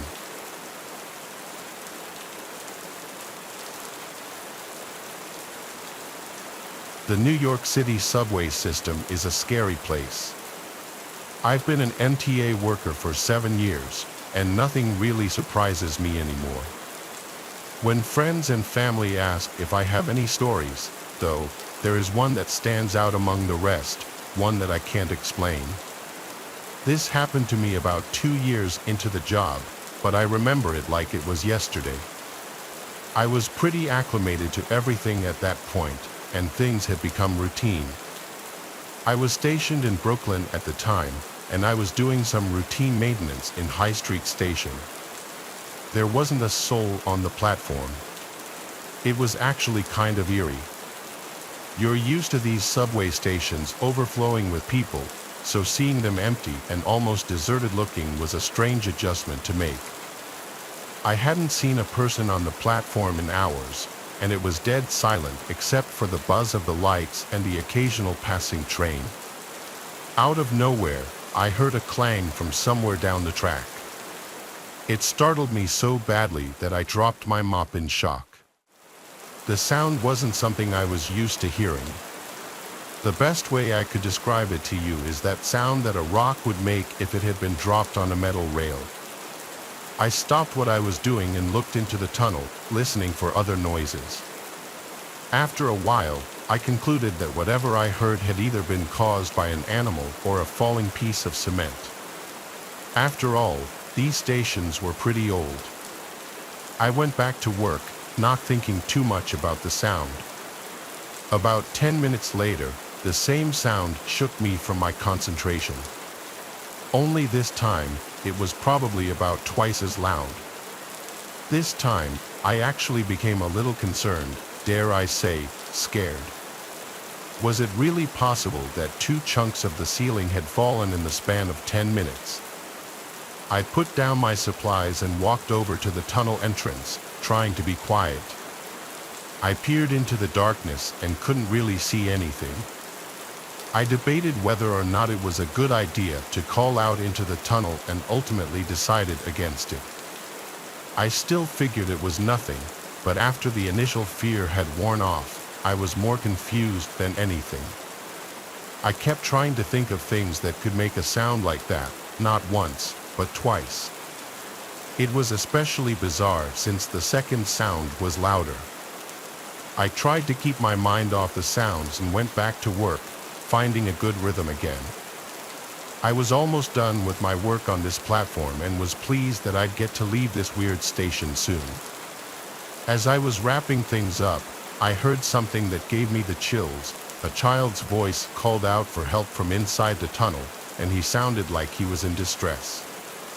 I instantly stopped what I was doing and made my way over to the edge of the platform. I hesitated for a few seconds before deciding that a child in anguish wasn't something my moral conscience would allow me to ignore. I walked down the steps leading onto the tracks and waited for my eyes to adjust to the darkness. I shouted into the tunnel, asking the kid if he was okay. No response. That's weird, I thought, starting to feel nervous about this encounter. Just then, the kid's voice rang out again, repeating his call for help.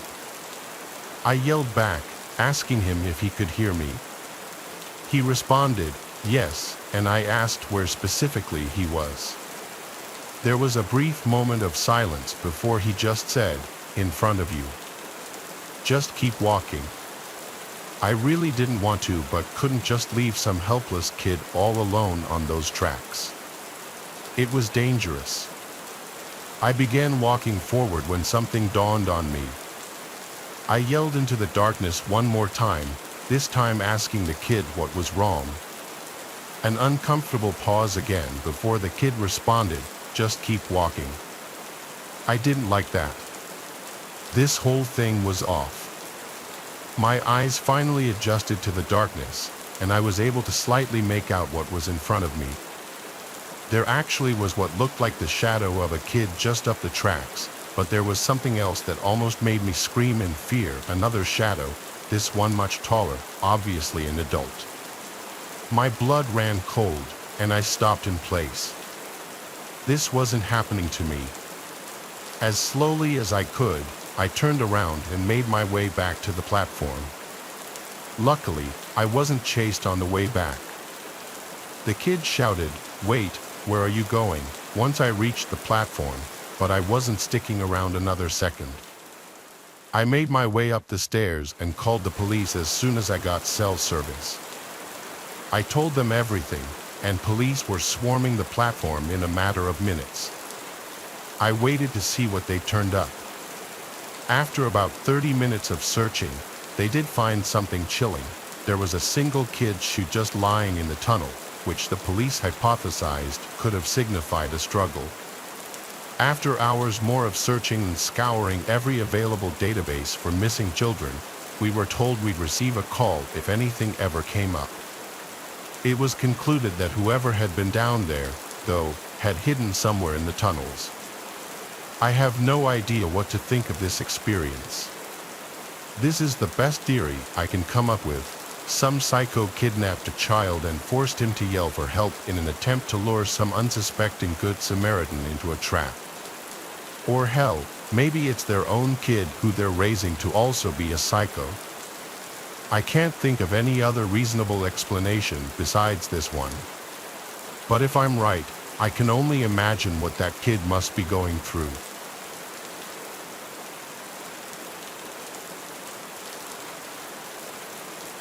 My dad has been an MTA transit subway station manager for 35 years. With this job, there has to be a manager on duty at all times, so he's practically done every single possible shift throughout his career. That means he's done his fair share of night shifts. Most trains were completely empty throughout the night. He said it was the only nice part about doing the night shift. He has a series of funny and weird night shift stories to tell, but there's one downright horrifying one. My dad had just boarded the train to move to his office at another station. He was alone when he got on, which was at about 2 o'clock in the morning. At the next station, someone boarded. My dad described him as a white, tall, and skinny man wearing a heavy jacket and beanie. He shot my dad a quick glance before sitting in the farthest corner away from him. My dad said that he felt uncomfortable as the guy kept looking up at him every so often. When my dad's stop came, he got off, as well as the other man. He walked to his office door, unlocked it, and looked behind him. The man in the jacket was pacing around only about 50 feet away. My dad stepped into his office, shut the door, locked it, and sat at his desk. 5 minutes later, someone started to try and turn the doorknob. After the person on the other side of the door realized it was locked, they started to knock softly. My dad called out, "Who is it?" and they responded, "I want to talk." He told whoever it was to go away. He says he knew trouble when he saw it. He had a good feeling it was the guy from the train, as this station at a time like this was apparently always completely empty. My dad told the guy to go away. He continued to knock for a good 5 minutes. My dad finally pulled up the security camera screens and brought up the camera pointed at his office door. Sure enough, it was the guy from the train, wearing the jacket and beanie. Coincidentally, as soon as my dad brought up the camera, the man walked away. So, my dad did whatever his work consisted of for about half an hour in that office before leaving to catch the next train. He checked the camera to make sure that the weird guy wasn't out there. He locked up and walked down the stairs to the train platform, where he got on the train right away. Looking out the window, he saw the guy from before walking down the stairs to the platform and then stepping on the train into the same car as my dad. He sat down on the opposite side, a few seats to the right. My dad tried to look away and pretend not to notice him, but he knew the guy was staring at him. He at one point gave in and stared back, giving a slight nod and smile in some sort of truce attempt before looking away again. The man stared at my dad the whole ride to the next station, but my dad never looked back at him once after the first time. Now, you may be asking, why didn't he try to forcibly get the guy to back off? Well, despite my dad's intimidating size, he's always been a complete teddy bear, no bark and no bite. Plus, he says he feared that the guy was armed and that one small motion could lead to death. When the train stopped at the station, my dad practically ran all the way back up to the streets, constantly glancing over his shoulder. And yes, the man from the train was following him. My dad had to find the first public building still open to try and escape. He found a Wendy's that was open and stepped inside. He sat and watched as the guy following him walked up to the window, stopped, and stared my dad down through the glass for about 10 seconds before turning around and walking across the street and then down the sidewalk. My dad said he ate, waited a little longer, then left the Wendy's to get to his third and final station for the night. The scariest part, when my dad was in his third office, as he was checking the security cameras out of paranoia of the situation, he caught the guy from the train pacing around the outside only about 30 feet from his office. He then stopped, looked up at the camera, and, according to my dad, literally froze and stared for no less than a minute. When he finally lowered his head, he walked away out of the station to never be seen by my dad again. My dad doesn't know if he was followed after leaving the Wendy's, but that would only make sense. The guy was clearly disturbed, possibly homeless, or dangerous. Who knows what he actually wanted with my dad?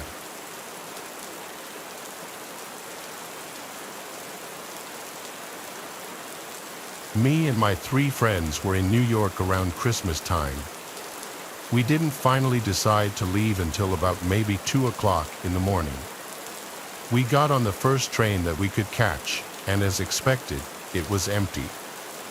We were pretty sobered up by then. Then there was a sudden commotion in the next car over. We had peeped through the glass in between the cars, and there were 2 hooded men, or maybe teenagers, standing obnoxiously close to a woman sitting in one of the seats who was screaming for help. I suggested that we go over and kick their asses, but as me and a buddy got a closer look, we saw they were armed with handguns. I pushed all my friends to get to the next car over, away from the armed men. I took a look back and saw one of the men pointing at us before starting to follow. We ran through at least 3 different cars with the men following us before the train finally stopped at the next station. We all booked it through the old station to the nearest place we could hide. I got separated from my friends, so I went to hide behind a garbage can. I could hear my chaser's shoes hitting the tiled floors, so I knew I had no time to find a better hiding spot. I peeked through the opening at the top of the bin. I could get a better look at them now. One was black, the other was Indian, and they were both really young looking. I was sure they were only trying to rob us until I heard one of them say, "If you find them, kill them." I hope you understand why I almost gave away my position in reaction to hearing this, with a gasp and almost pulling the garbage bin down with me as I returned to cover it. I consider it a miracle neither of them caught me. They left the area. I took notice that they didn't have their guns drawn at that moment. I ran in the opposite direction of the 2 and quickly caught my friends who were waving me over from behind a large pole. I took cover with them behind another pole not far from that one, and we waited for as long as we thought necessary. The big shock to the story, though, was when we caught a glimpse of the woman from the train, who we thought was being threatened by the 2 men, walking over in the direction of the men and then calling something along the lines of, "Where are they? Don't tell me you didn't get them." The 2 men reappeared from beyond a corner, walking over to the woman. The rest of what they said was too low to pick up on. They walked back down the stairs to the platforms and, as we could guess, waited for another train to run their trap again. At the very least, we called the police and reported what was going on, but I have no idea if they were ever caught.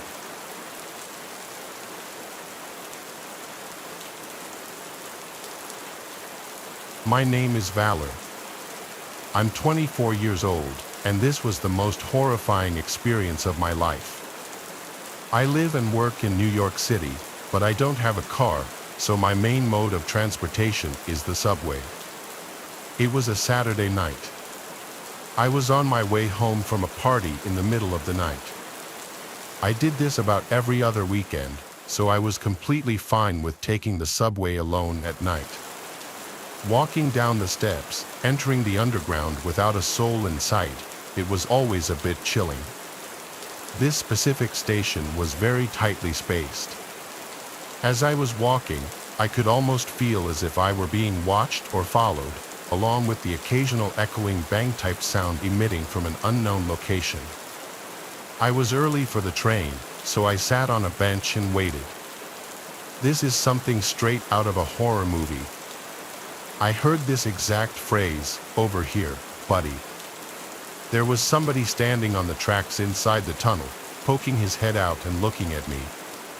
It was a filthy-looking man, I'd say in his early 40s. He gave me a smile, a horrible yellow smile with at least 3 teeth missing, and I could tell that even from where I was sitting. I did the best I could to pay no attention to him, but he wouldn't go away. There was laughing coming from inside the tunnel, and then another disgusting-looking man stuck his face out as well. This man gave me a nasty smile as well before telling me to come hang out with them in the tunnel. The way they stared at me, though, their eyes wouldn't even move. It's as if their sight was locked onto me. I resumed doing the best I could to ignore them and just wait for the train. I noticed in my peripheral vision that one of the men moved away into the tunnel, returning moments later with another face. I had to look again. There was a third face, but this one was hunched over and lifeless. It looked like one of the men was holding the guy's face up. The sound of the train approaching felt like 1,000 pounds off my shoulders. I got up, ready to board the train, but when I got closer to the edge of the platform, I nearly threw up at the sight. The two men were going back into the tunnel, and the second man in the back was holding something in his hand, a head, just a head, like a decapitated head. They disappeared from sight onto the side of the tunnel as the train stopped. I got into the first car, planning on warning the conductor, but no later than after we left the station. I didn't want to be there a second longer. As the train began to move, I saw legs moving down the stairs to the platform, but that was it. I didn't get to see who it was. But what I did get to see as the train moved into the tunnels was a glimpse of a group of men hunched up against the railing, inches away from the train window, and they were all looking right at me.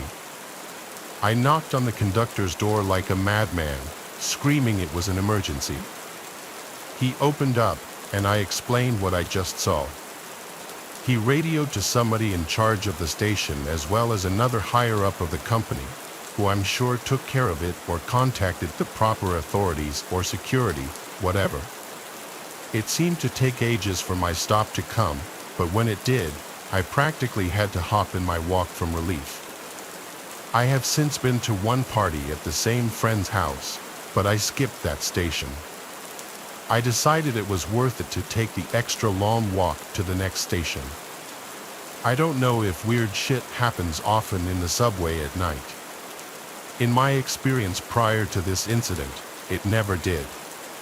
But after this experience, I think I should say you should be extremely cautious when in an isolated place like a subway station late at night.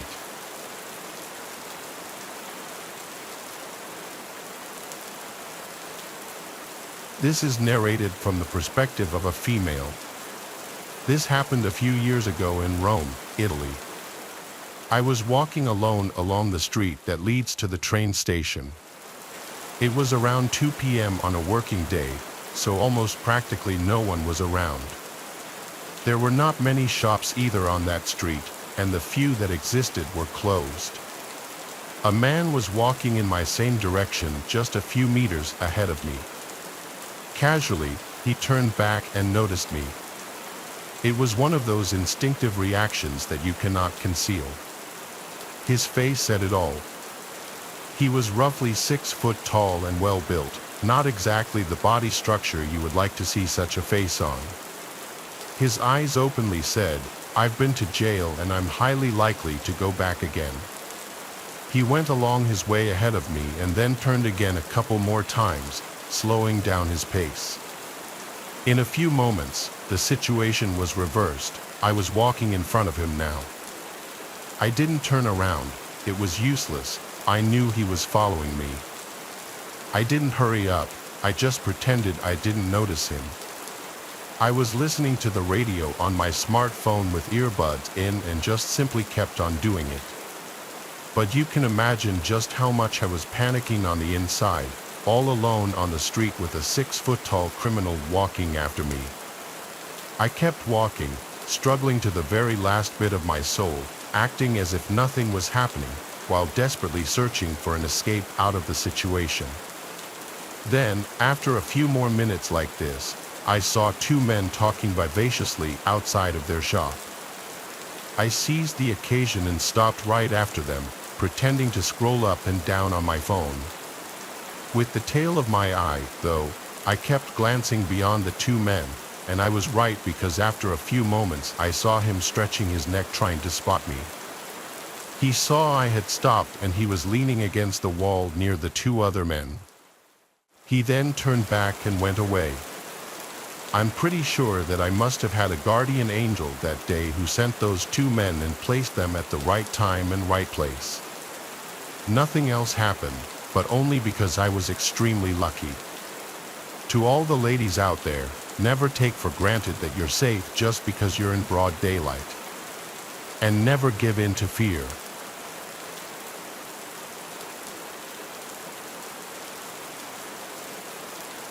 I come from a small town in Pennsylvania, and I've lived here all of my life. I'm 17 years old, and the time this story took place, I was around 14 years old. My memory around this is a little hazy because I don't like to talk about it, but I figured I'd let out any dark feelings I still get by it. It may not be considered a scary story, but to me, this was probably one of the most scariest things that I've ever been through. At the time this happened, I was an 8th grader in middle school. During the time, my mom worked at Panera Bread, and she had to work very early in the morning, so me and my sister would usually take the bus to school while my dad and my little brother, who was around 4 years old at the time, would stay home. This will be important later. It was like any other ordinary day. Me and my sister would get ready and leave it around 7:20 a.m. to walk to our bus stop. We lived in an apartment complex, and we would have to walk the 3 minutes to the front of the apartment because that's where the bus would pick us up. A little background information, me and my sister would meet up with our friends at the bus stop since we lived in the same apartment complex, and we would wait until the bus showed up. I would stay at the back with my friend, while my sister and her friend would be towards the front, 5 feet from the stop. So, like our usual routine, I had met up with my friend, Reed, and my sister would meet up with her friend, who I'll call Lelia. We waited for the bus to show up. Me and Reed would always see this boy, who I'll refer to as Scott. He was a year younger than us, and he would always run across the street to our bus stop to get a seat since we would be the first to be picked up. This was because by the time the bus driver would pick him up, he'd be the last person, and there would be no seats left for him to sit at. So he began to run across the street, and we were used to seeing him run across like that. Reed and I would always laugh at the way he ran, but wouldn't pay any more attention after he made it across. This will also be important. So, as we're waiting for the bus to arrive, me and my friend were talking, and there would be 5 other kids waiting for the bus at the front of the apartments as well. And like always, we see Scott across the street, waiting for the bus to arrive. A few minutes go by, and we see the yellow bus coming towards our stop. So everyone on our side begins to gather their belongings, and we begin to form a line as the bus gets closer. It begins to blink its lights, and the stop sign starts to come out at the side, as a sign for the other cars to stop. And for just a second, I begin to see Scott running across. I don't give it 2 thoughts since this was normal, and I began to hear the screeching noise coming from the opposite side of the road. It was like everything was going in slow motion during those couple of seconds, and I remember hearing the screeching noise become louder and louder. As I'm picking up my head to see what the noise was, I heard a big thump noise, and what I saw next will forever remain in my mind until this day. I hear a big thump noise, and I then see Scott flying in the air. I then see Scott hitting the ground so hard, and the noise was so loud as he then made an impact to the street. I remember hearing my friend Reed then scream at the top of her lungs, and I then quickly looked at the car, and I saw the driver inside. I remember seeing the bus driver quickly taking out his walkie-talkie attached to his radio as he was then saying all these codes into it. I then see Scott running around the bus and towards where a bus stop was, and he then had his arms wrapped around his stomach, and he was bleeding all around his head. He also had these cuts on his face, and he was crying wildly. During that moment, I was so horrified that I froze, and I was so scared to say anything. The driver then came out of the car and began to panic, then sang to Scott, "Oh my God, man, I'm so sorry. I never even saw you. I was looking down for 1 second, and then it just happened." But Scott was in so much pain, then he didn't even pay attention to him. Then this kid in my sister's grade ran up to him, then sang, "Hey, man, do you need an ambulance?" Scott was just crying, then shaking his head yes. The boy then took out his phone and called 911, telling the operator everything that happened.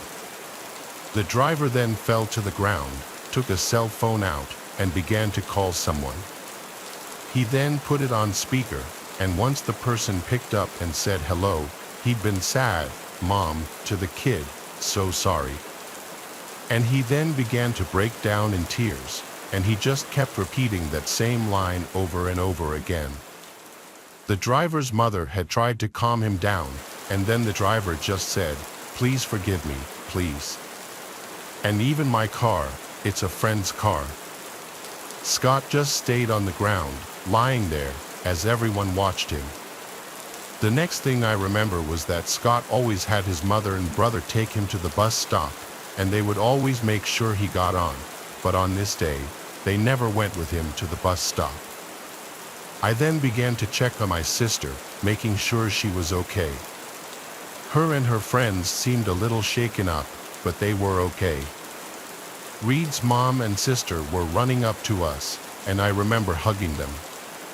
At that moment, I felt so alone and horrified. I began to cry hysterically, and my sister was just trying to comfort me. Something that I always regret was never telling my parents right away about what happened. I didn't want to wake and worry my dad, and I didn't want to get my mom in trouble for leaving early. I knew that she suffered from anxiety, so I didn't want to give her a panic attack, which she would get every once in a while.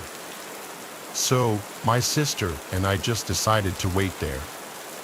I remember calling my friend, who I'll call Kara.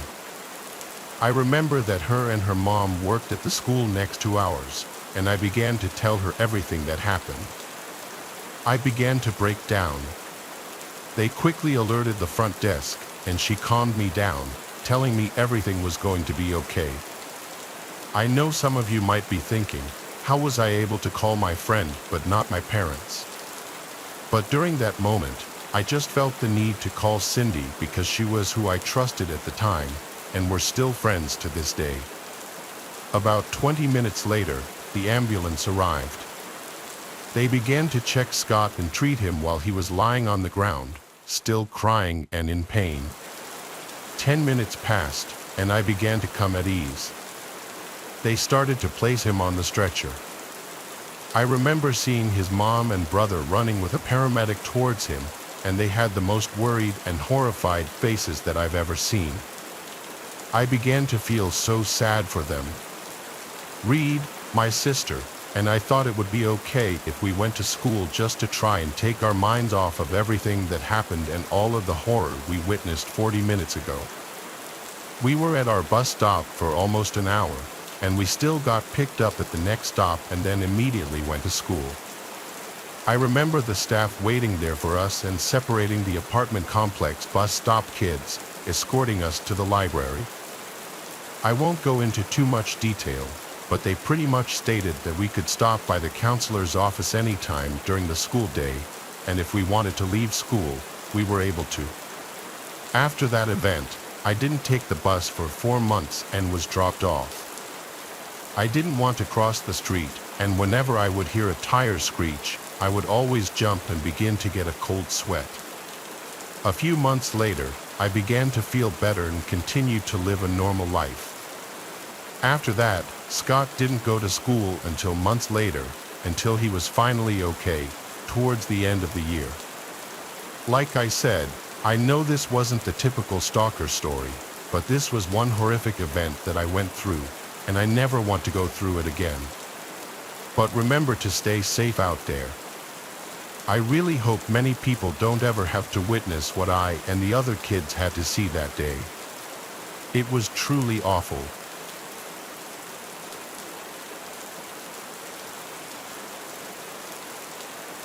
New York City trains are pretty crazy. I've been groped and harassed, and I've seen things that I don't ever want to see again. My best friend and I were neighbors living in Upper Manhattan.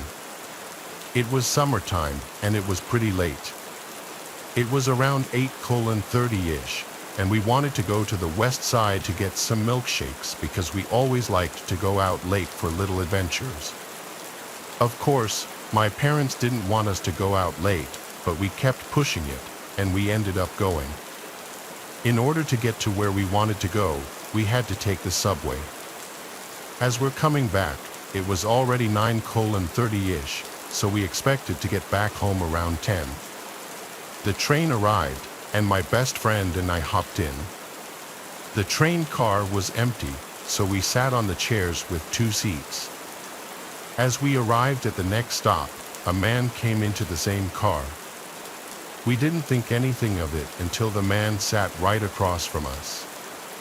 Keep in mind, the train car was nearly empty, and he could have picked literally any other seat but decided to sit across from us.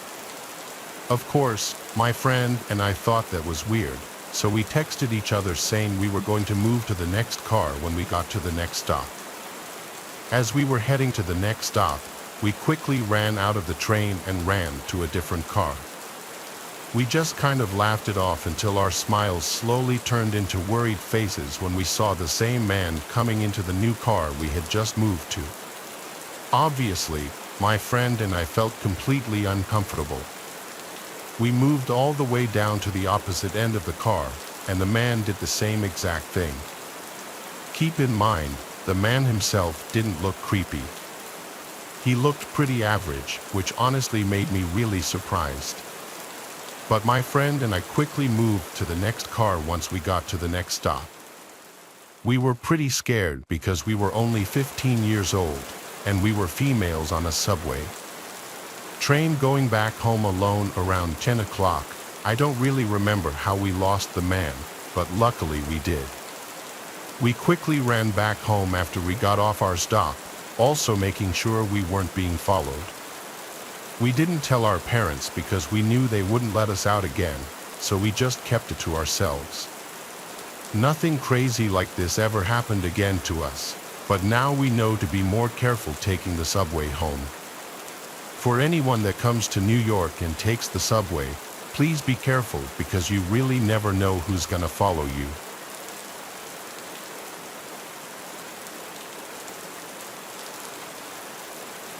I'm a student in Rome and I live about 2 hours away from it, so whenever I have to go there, I have to go by train.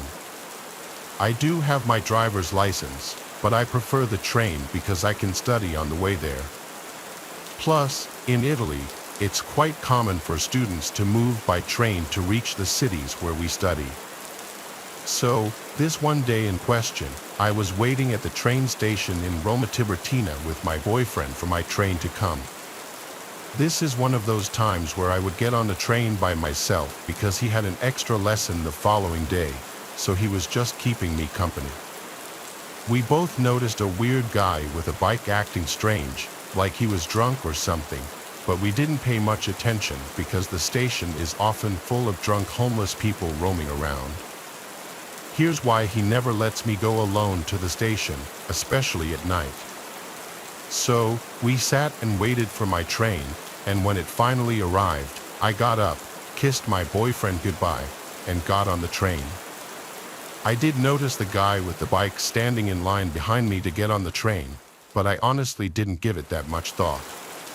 After all, lots of people took my same train, and there were often drunk people trying to board without a ticket.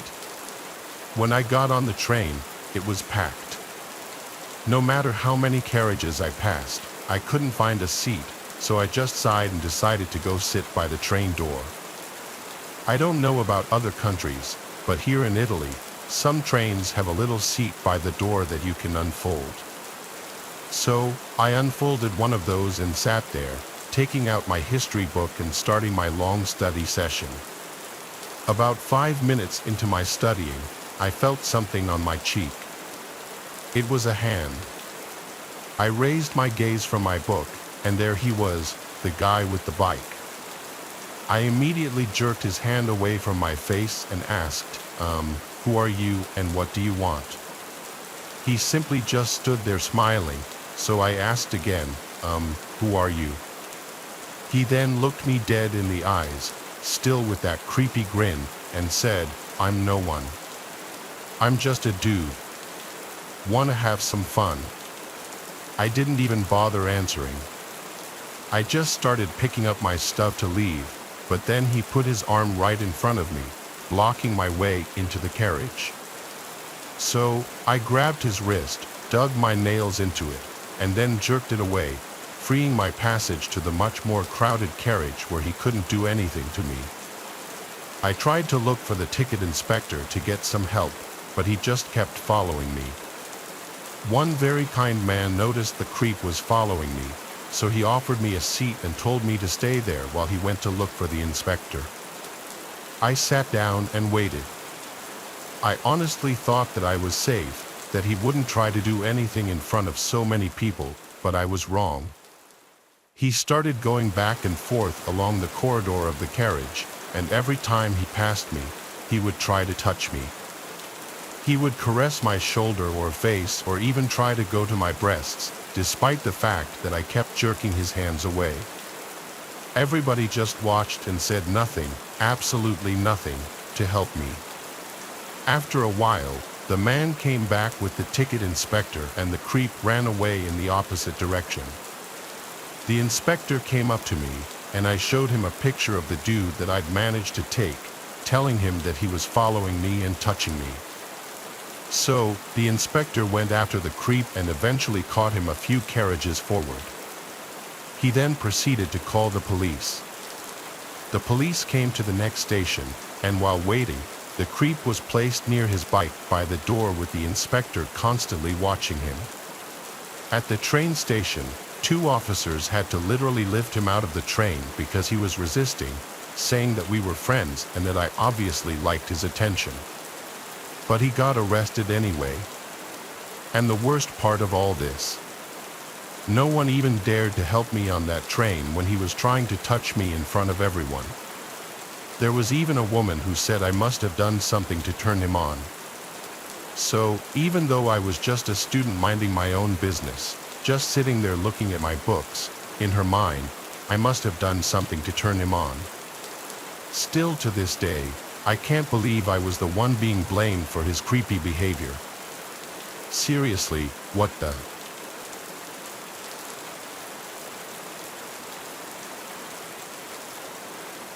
I regrettably used to work at a hotel in our town. Our town had gotten hit by a hurricane a few months back, and a lot of houses were badly damaged, so many people vacated the place. The hotel is about a 15-minute walk from my house. The town and hotel name I'll leave out of this, as I really just don't want anything traced back to me. The hotel was a very standard bed and breakfast type place, you know, where they serve wet scrambled eggs, frozen sausages, and assorted cereals. The hotel had a busy month after the hurricane, as some people were out of their houses due to damages. But after a while, things quieted down, if anything, quieter than before the hurricane. I always worked nights from 6 p.m. to 2 a.m. Then someone would relieve me at 2 a.m., and they'd work till 10 o'clock or 11 a.m. I could always see how many people were checked into the hotel, and at the time, it was only maybe 9 rooms, which wasn't a lot at all. I could go the whole night sometimes without seeing anyone. There was a back break room for employees with a coffee machine, fridge, table, and a couple of sofa-type chairs. The employee bathroom was also back there. At night, I spent most of my time back there. There was a bell at the front desk that people would ring if they needed anything. I was in the back when I heard a deep voice from the lobby saying, "Hello," repeatedly. I got up and went through the door leading to behind the counter and saw a man on the other side of the glass. There was a glass barrier with an opening underneath about 10 inches high. He said he needed towels. I grabbed him a couple of extra towels and slid them under the glass for him. He grabbed them rather aggressively, shot me this weird look, then walked to the room's hallway. I stayed in the lobby, now sitting in the rolling chair by the monitors, and I just watched that man on the camera walk down the hallway. He was looking around weirdly, then he started rubbing the towels on his face. I said out loud, "What in the world?" Then he got in the elevator, so I went back to the break room. It was maybe 10 minutes later when I heard a voice again from the lobby. It was the same voice. I walked back out, and that man was standing on the other side again. He said very loudly, "My key card is broken." I asked what his room number was. He said it was something random, like 2C something with a letter in it. Our hotel rooms strictly had numbers, no letters, so I knew this man was lying.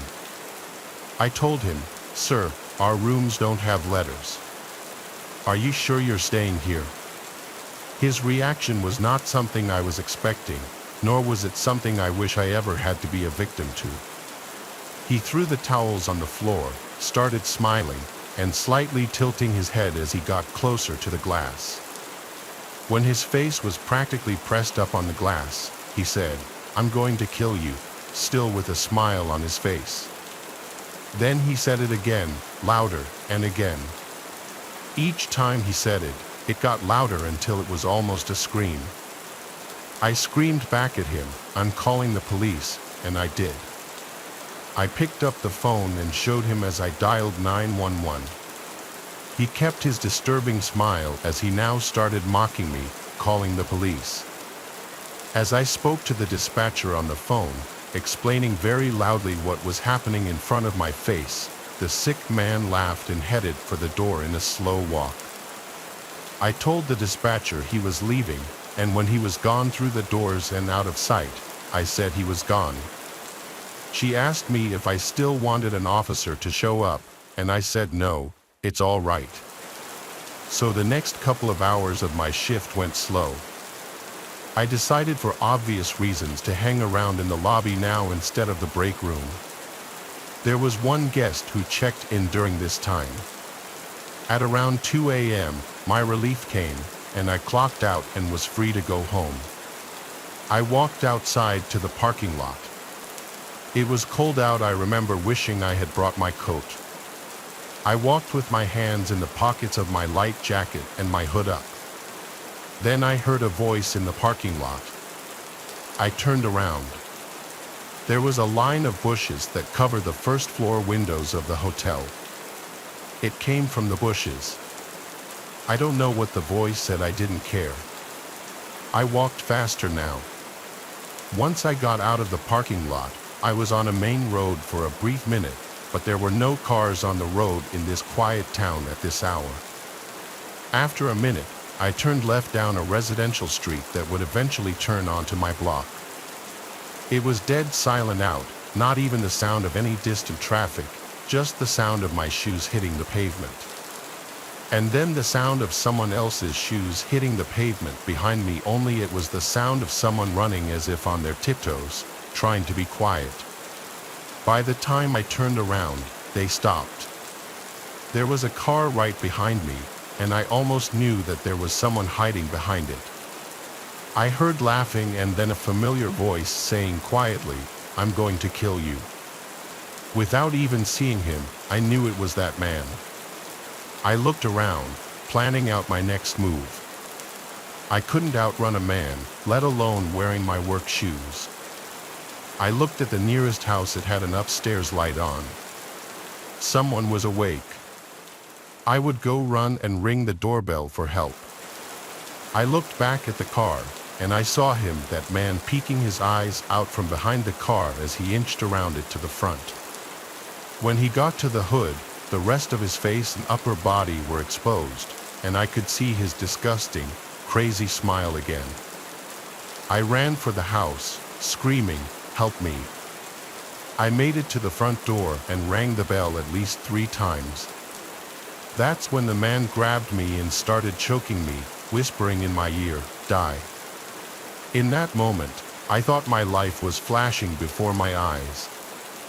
Then an angel in the form of a man opened the front door to the house and screamed, "Hey," at the man choking me.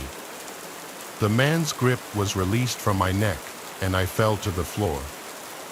I never turned to watch the man run away, but the man from the house helped me up and brought me inside. He gave me water and called the police for me, and I explained the whole story to the police. They collected the CCTV footage of the man from the hotel and put feelers out to track him. I was called into the police station when they did a lineup of people who looked similar to the man on the CCTV footage, and I was asked to point out which man I thought was him. I looked at all 5 of them for like 5 minutes, and I ultimately said it wasn't any of them. I don't know if the pressure and nerves got to me, but in the moment, I truly didn't recognize him to be in that lineup. I hope to this day I didn't make a mistake and let that man roam free.